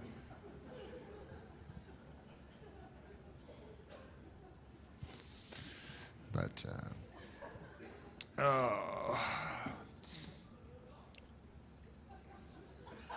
you know what? I don't like drinking. I don't like drinking because I can't drink. I go on the road so often, you know, because I'm a stand-up comic, and I'm also a dangerous drifter. So my hobby and my work dovetail very nicely. I drift from town to town, across this great nation, you know, and I do some stand-up comedy. So I'll be in a town, and the policeman feller will say, "How long you in for?" He won't know that I do stand-up. He just knows me as a drifter. He goes, "I see you're in town, huh?" I go, "Yeah." He goes, "How long you gonna be here?" I go, "Just till Monday." "Yeah, I work down there. I got a job, see? I got a job." "Well, you can ask Vic." "I'll be asking Vic. And I want you out of here Monday morning the time you say you're going to be out of here." "I will, sir, I will." And off I go. But what I was going to say was that, you know, as I travel this great nation, you know what I would like to do actually is, if there is a Great Depression, is that coming, by the way? Because you guys seem to know more than me. Like, will there be a Great Depression? Like, will I be carrying around at some point a stick with a thing on the back of it? And will I be hanging around big garbage cans with fires and making hot dogs with them and sharing them with my friends and ganging together? You know, we got to gang together in case the other gangs get us. Huh? I don't know. Keep seeing things on the news.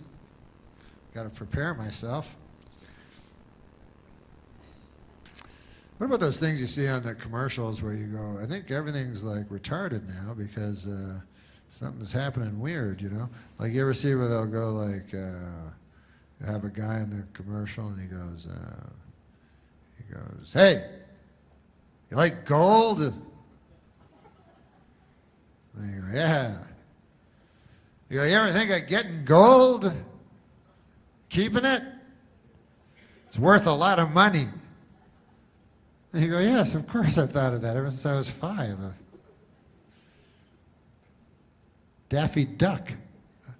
I first thought of it when I watched Daffy Duck when I was 5. "Ah, well, you should get gold. I'm G. Gordon Liddy, and I broke into the Watergate Hotel. You like gold?" I don't even know why the guys. What about guys that, I forget it. I was going to say guys that do commercials where they're, you know when guys are old and they do commercials and you kind of feel sorry for them, you know, because they're old. Like, remember the $6 Million Man? Right? The guy was worth $6 million. No, he's an actor, but he played the $6 Million Man. So when he got this, he goes, "Hey, man, what's the role going to be? You're going to be a guy worth $6 million. So your arms are the best arms, and your eyes, everything." So he's feeling good about himself, you know? He's like, "Yeah, that's pretty cool." Yeah?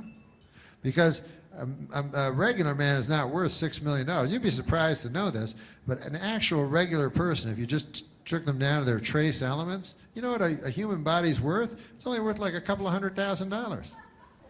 So But this guy was worth $6 million. So now, anyway, I seen him on the commercial. He sells the bionic ear. So this is kind of sad to me, you know, that he was at one time, you know, Hollywood $6 million man, and now he's like, I don't hear too good. You want to buy this? The bionic ear. And of course, you get gypped because you think of the bionic ear from the show, where it was like do do do do do do do, and you could hear from a long way away. You know how you could tell the bionic man was fast, by the way? This is kind of a neat trick they did that seems very counterintuitive. But at the start of the bionic man, they'd show a collage of how powerful he was. To show how fast he ran, they would show him running in slow motion. So he'd be like this, da, da, and you go, God damn, that guy's fast. You go, man, I wish I could run that fast. How does he run that fast? Anyways, I always feel sorry for those guys that have to do that. What about those guys that have to do, they get so old, they do those commercials for old guys that can't get insurance and stuff? That's a bad job. Ed McMahon had it for a while, then he died. You know, after that job, generally you die. But because they pick an actor that's going to die soon, so he can relate to the. But so now it's Alex Trebek or something, but it's always like, and they're trying to get old people, really old people, to get insurance that it appears they shouldn't be entitled to. And so it's always like, hey, have you never been accepted once? Everybody decline you because you're so close to death? Anyways, we want you. I don't know why, but it's costs $2 a year, and we don't make a lot of money, I'll be honest with you. My father started the business, and he was worth $6 billion 6 years ago, and he blew it all with this ridiculous venture. Anyways, so listen, guys, in honor of the children, you know, because, hey, the children are our future, and I believe that. I don't really believe that because they told me that when I was a kid, and it didn't work out. But I will tell you a joke that a kid told me in a sick kid's hospital. He told me this joke, and he promised me to tell you. And he's going to see his Savior before I mine, probably. Who knows? But his joke is this. This is his joke. He goes, it's a funny joke, and then I'll leave you. But you guys have been great. Thank you so much. So here's the joke. The joke is this. A dog walks into a telegram office, Western Union, I'm supposing. And he didn't know. And he said, so the telegram guy goes, hey, what do you want me to write in your telegram? So the dog goes, woof! Woof, woof, woof, woof, woof, woof, woof. So the guy writes it down, you see. And then he says to the dog, he goes, hey, dog, I can't help but notice here, there's only 9 words on your telegram, you know. 10 words or less, it's the same price. If you would like, I could add an extra woof, you know. And then the dog goes, but that wouldn't make any sense. Why would I?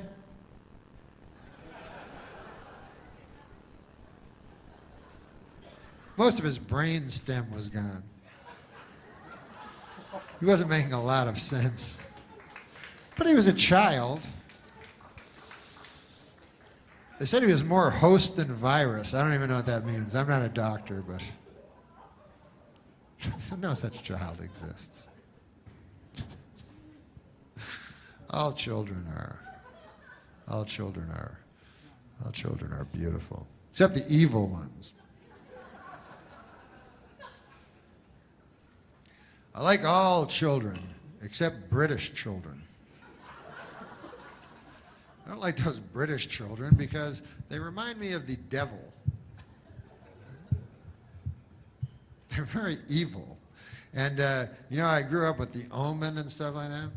And, you know, when the Omen was young, Damien, you know, he was all scary and everything, you know.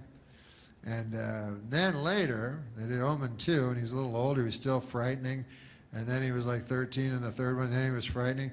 Then they did one, he was an adult. He wasn't frightening at all. It's interesting, huh?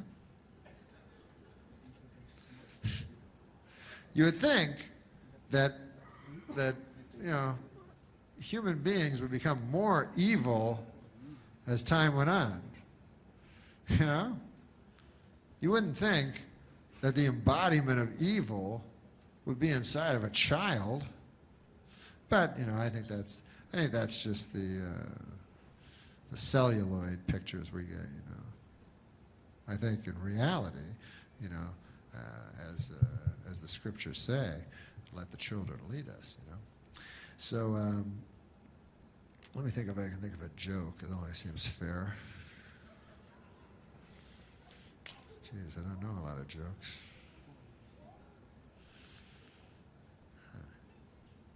Oh, I know a joke. There was a guy who had a great pig, man. This guy had the greatest pig in the world. And so a guy come to his house and said, man, I hear you got the greatest pig in the world. So the farmer goes, are you kidding? You talking about Bill? The guy goes, I don't know, man. I just heard it was a pig. I didn't know it was a name. He goes, yeah, his name's Bill. Bill the pig. And this pig, man, he's the best. He goes, why do you say that? How come you say that? You got any examples? He goes, I got examples. He goes, last summer, man, he goes, our child fell into the well, you know, and was in the well. We didn't even know, and the pig came running. I was at the back 40 hoeing, and the pig grunted and snorted, and I came, just got my son out just in time. God bless that pig, you know. The pig had a wooden leg, by the way. I forgot to tell you that part. And so then he goes, yeah, that's interesting, but he's got a wooden leg. He goes, let me tell you more about the pig. He goes, then another time, he goes, that pig saved my life, man. I was under the tractor, and a pig, with his own weight, pushed up the tractor and hurt his spine. He had disc issues later, but he did it for me on account he loves me. And he goes, well, but still, you only got the wooden leg. Never mind that, the guy says. He says, listen to my stories about the pig. He goes, this pig, well, you know, last summer, the big fire, you heard about the big fire? You never heard about it? It was a big fire. It was a big fire all down the rural Route 20 here, and it hit our house the worst. Anyways, the wife and I are very sound sleepers, and we didn't hear anything. And if it weren't for the pig who hit his snout on the window outside of our bedroom, hit it with such ferocity that it smashed the window open, and we escaped, you know, the black smoke, then we would not be alive today. Why we belong to this pig. This pig, we would not exist without it. It's our most prized possession, if you could even call it that. We love that pig more than anything. And so then the guy said, but I still don't understand. How come it's got a wooden leg? And then the guy says, are you kidding me, man? Have you even been listening to me? You can't eat a great pig like that all at once. You know? You haven't heard a word I've said? What is wrong with you? Hey, folks, you've been great. God bless. Keep up the good work. And may God save your soul.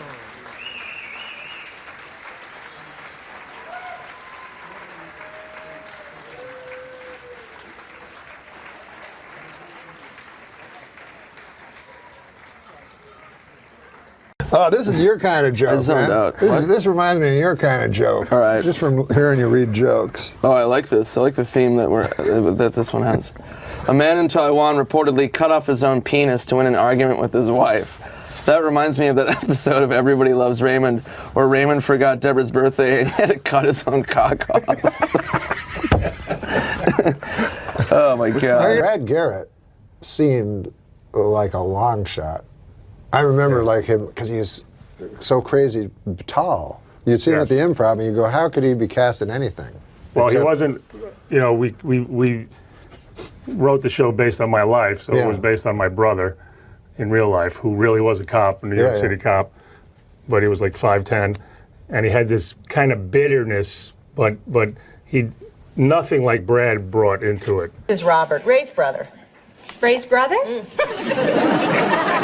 Listen, Deborah, once again, it's that time of year where I have to ask you to look deep into your hearts and pockets to pledge your continued support for those of us who risk our lives for you. Yeah, sure, Robert. How much? Let me finish. The $20 pledge enables us to upgrade our equipment, fund our community outreach program, and provide our canine division with crunchy treats.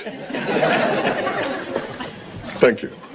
And he had bitterness about you, your success? He coined the phrase, this is what nobody knows, which is what I hate, is that Everybody Loves Raymond. Which you hate that. You hate that wanted. Yeah. It wasn't a title I wanted. It was a quote from my brother, said sarcastically, in real life. Yeah, he came over to my house. He saw I won a Cable Ace Award, which we don't. Yeah. And he said, "Look at it. What's this?" I go, "Yeah, I got it at they just gave me an award." And he just goes, "Look at this. Look at our lives." You know, he was a cop, New York City cop. He said, people spit at me, they shoot at me. Everybody loves Raymond. Yeah. And so that got in the show, and then Phil Rosenthal said, let's use it as a working title, just a working title.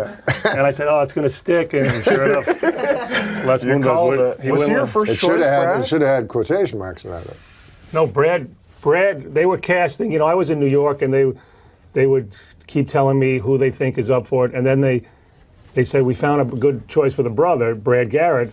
And I said, you know, because all I knew was from Star Search. And he won the first year of Star Search. So I knew of him, and I knew he was this giant impressionist. Yeah. I said, what?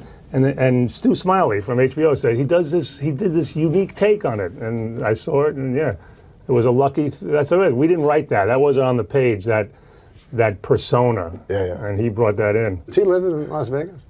No, but he has a place there because he has that club. I saw him there. You say there's no way we could go back, and that I've broken what we had. Oh, I wish that you would come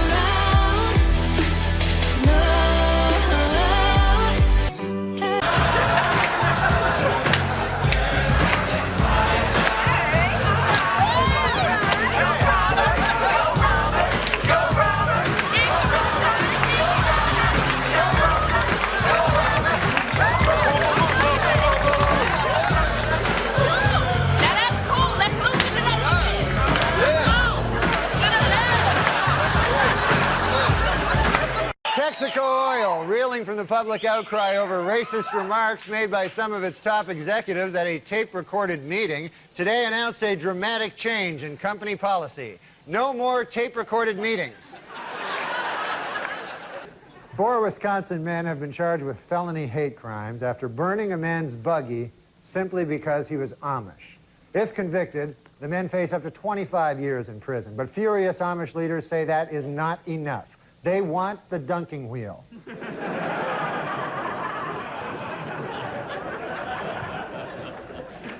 In the course of his summation, Cochran also brought up Detective Mark Furman, calling him a, quote, genocidal racist, and comparing him to Adolf Hitler. Furman later responded, after all the things he said about me during this trial, it's a little late to start sucking up now.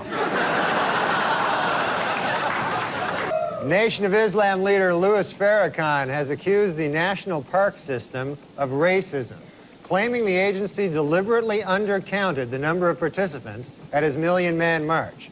A spokesman for the Park Service denies the charge, saying, quote, our estimate is based on state-of-the-art aerial photography. We stand by our number. Heil Hitler.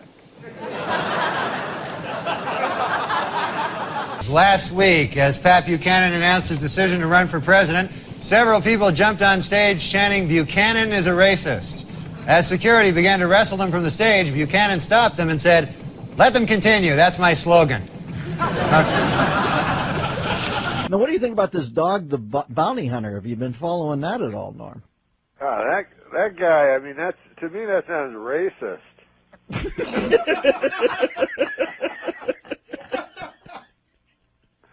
But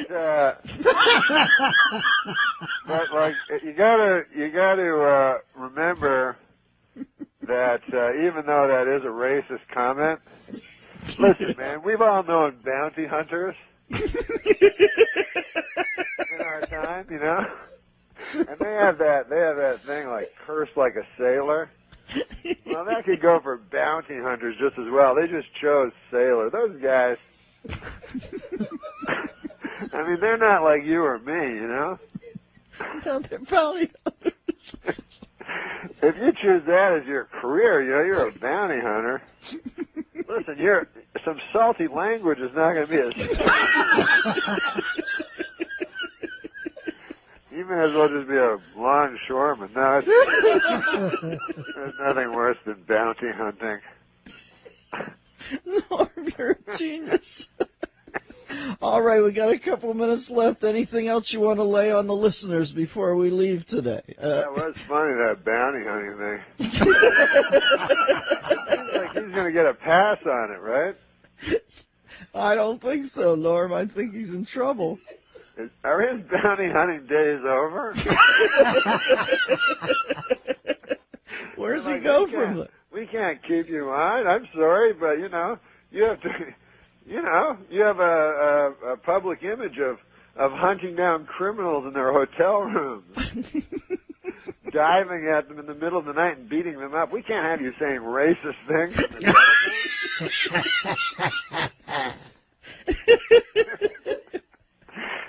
I don't know. All right, Norm, I'm going to put some oxygen on my face here and recover. You're going to be on every Friday now? Yeah, that'll be fun, right? Oh, are you kidding me? I'll be like your Pete Barbuti. No, stop. Chuck Mangione references be far behind. Yeah. Thank you, Storm and Norman. We'll talk at you down the road. This is the Dennis Miller Show.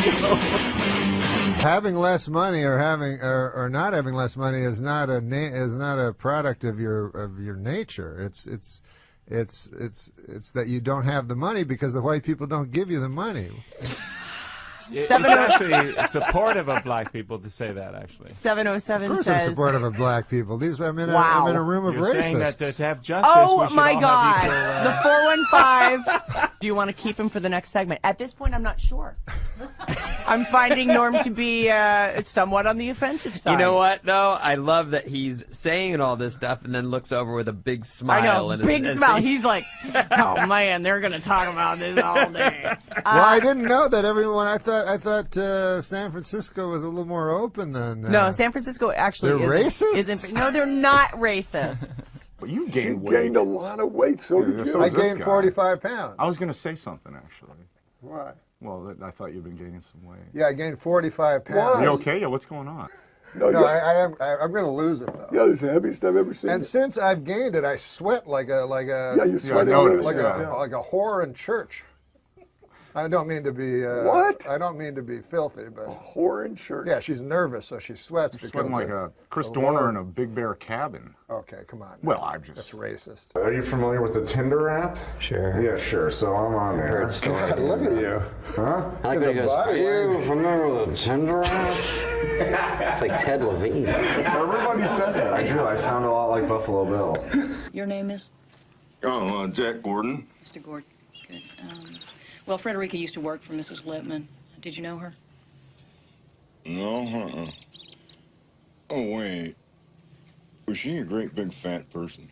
I'm on there. I match with this one girl. She's like young and very attractive. I'm a 4 too.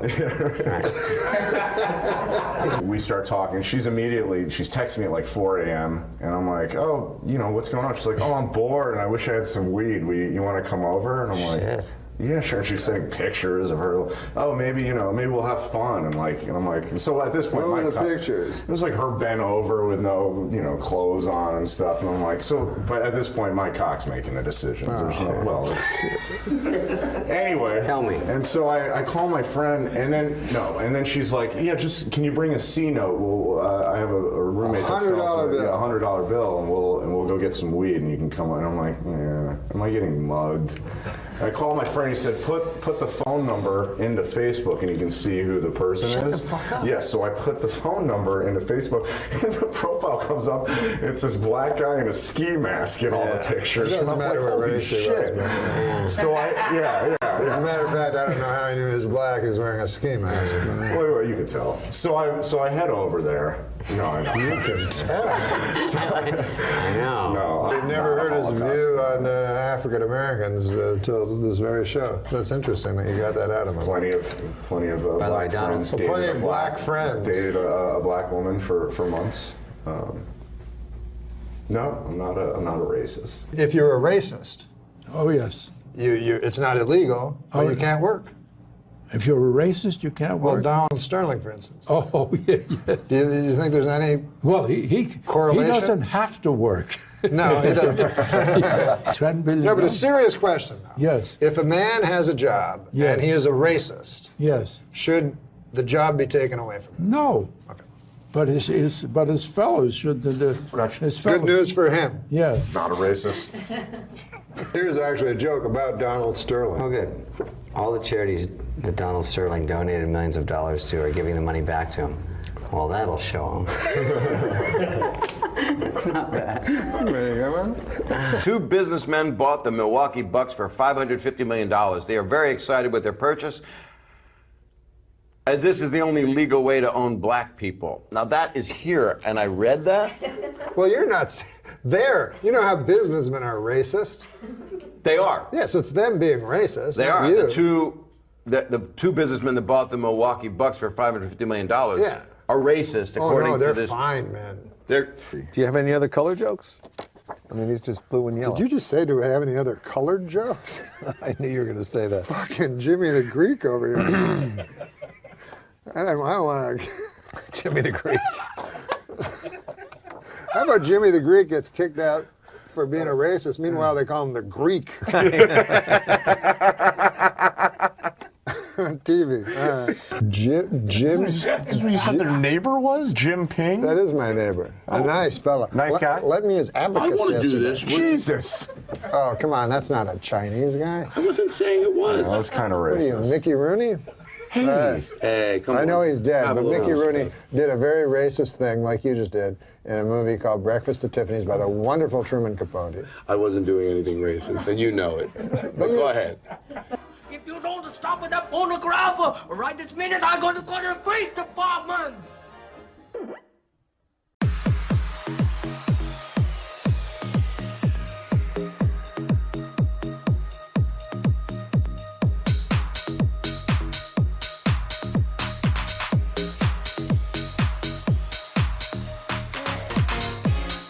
You know what I read today? Yeah, in the what? Inquirer, that What? Michael Richards was attacked at that pink yogurt place. Oh, he was attacked? Yeah. Well, that's another thing that's sort of scary is, first of all, Mel Gibson has a career that he could hurt. Michael Richards doesn't really. Wait a minute, Norm. I believe Super Dave was going to tell a joke there. I'm kind of. I'm sorry. I thought it was really No. What it seemed to me that he was going to say something because he wasn't being serious. And then you said some. Super Dave, was there a joke there? No, Norm. No. I was telling the truth. Okay. That I read where he got these punk kids ran at him and slammed his car and everything, tried to turn it over, and he ran away. Right. Yeah, because I'd be very frightened because like. Mel Gibson, if you make fun of Jewish people, then it's not like you're in danger. But what? If you're driving what did you around, say? You heard him. Oh, hey, here's the thing, and I'm going to say it again. Here's a very funny thing that happened. Marlon Brando, remember, said that Hollywood ran. The Jewish people ran Hollywood. That's right. Yeah, but Marlon Brando. And then he had to apologize. Marlon Brando and they let him work. Say anything. Marlon Brando lived. Well, listen to Norm Macdonald and Super Dave argue about the Jews. Marlon Brando lived behind a cardboard cutout. What? He lived behind a cardboard cutout. He was 900 pounds.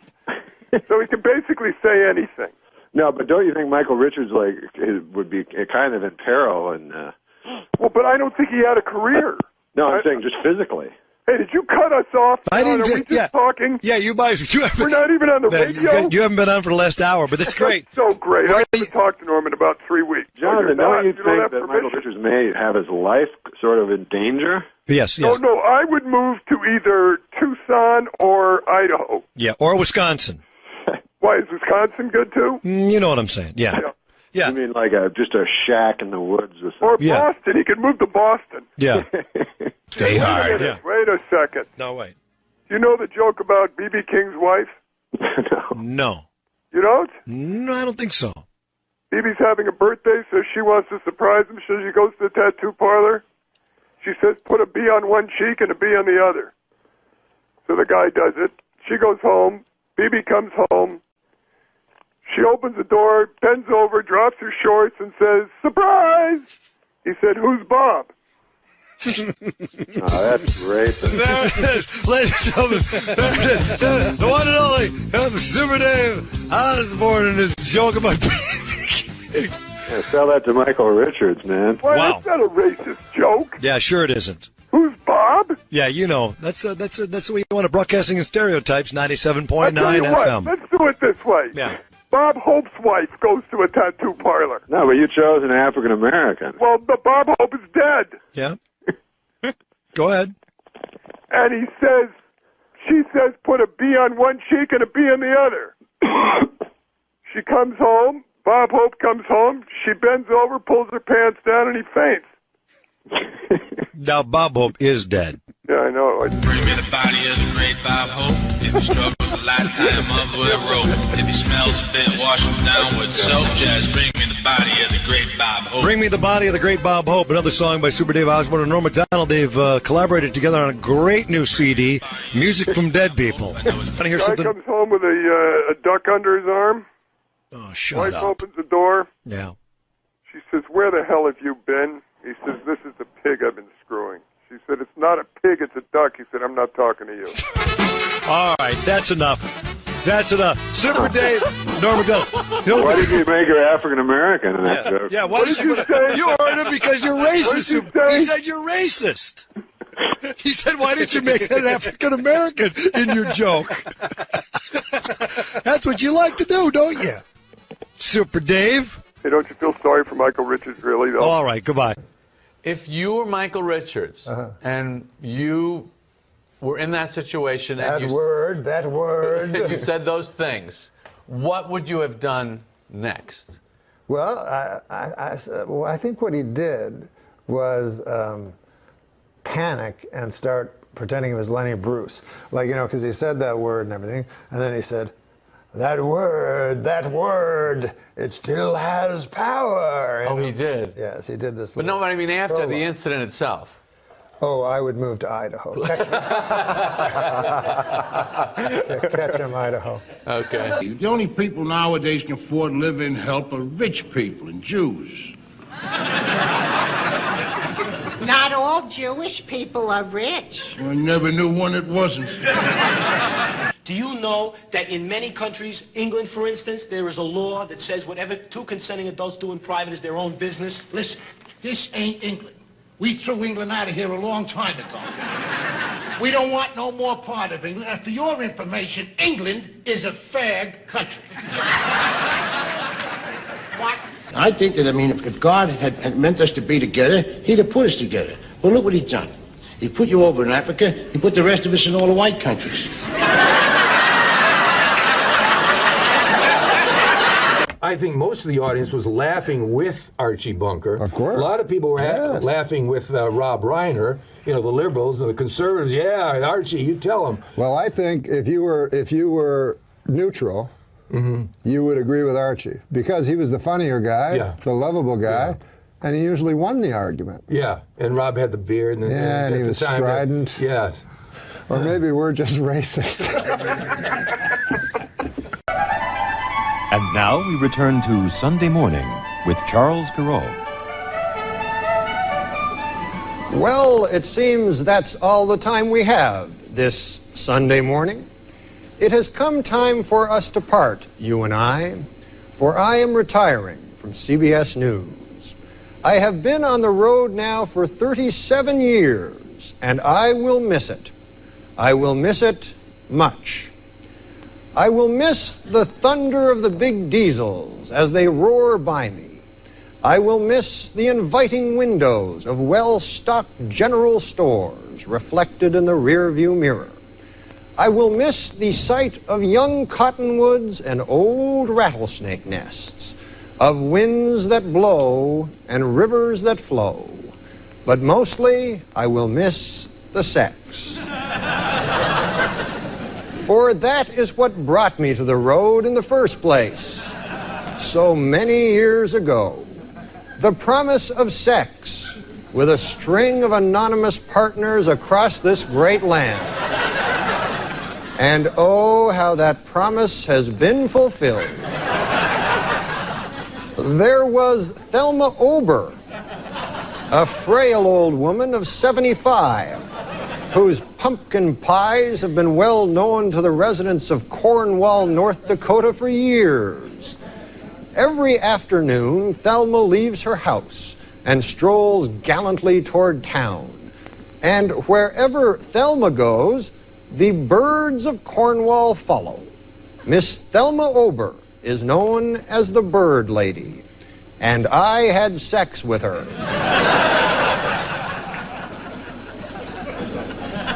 I remember Sarah Little, who lived at the end of a long dirt road in the piney woods of Arkansas, and is the best friend a dog ever had. She owns over 450 of them. Oh, and just one more thing. Sarah Little is the town dog catcher. And oh, one more thing. I had sex with her. And I will not soon forget old Ned Harrigan. From Monkland, Maine, the proud possessor of a ball of twine 67 feet around. If he ever unrolled it, it would stretch from Monkland, Maine to the Gulf of Mexico. But, of course, Ned didn't want to unroll it. He wanted me to have sex with his wife. And so I did. And wouldn't you know it, old Ned watched. And I think he learned something, as did we all that balmy August Monkland night. Yes, there were hundreds and thousands more.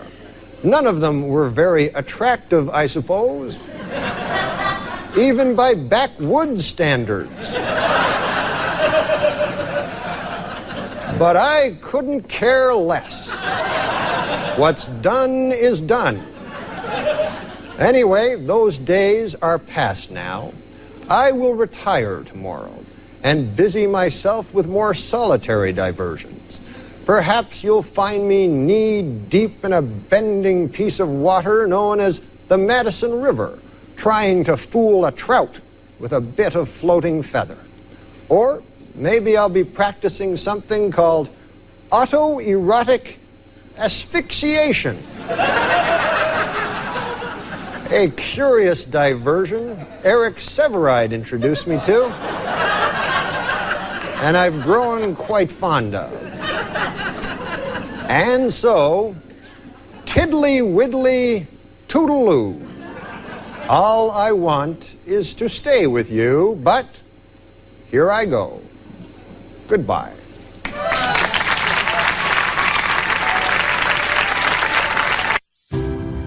Some days we get closer. Things that we never really needed. Promises that we never thought of keeping safe. I guess it's never over if we never got a chance to check. Where's Norm? Oh, Shelley. In the 6 weeks you've been gone, he's been under a lot of stress lately, and there's something I ought to tell you about Norm.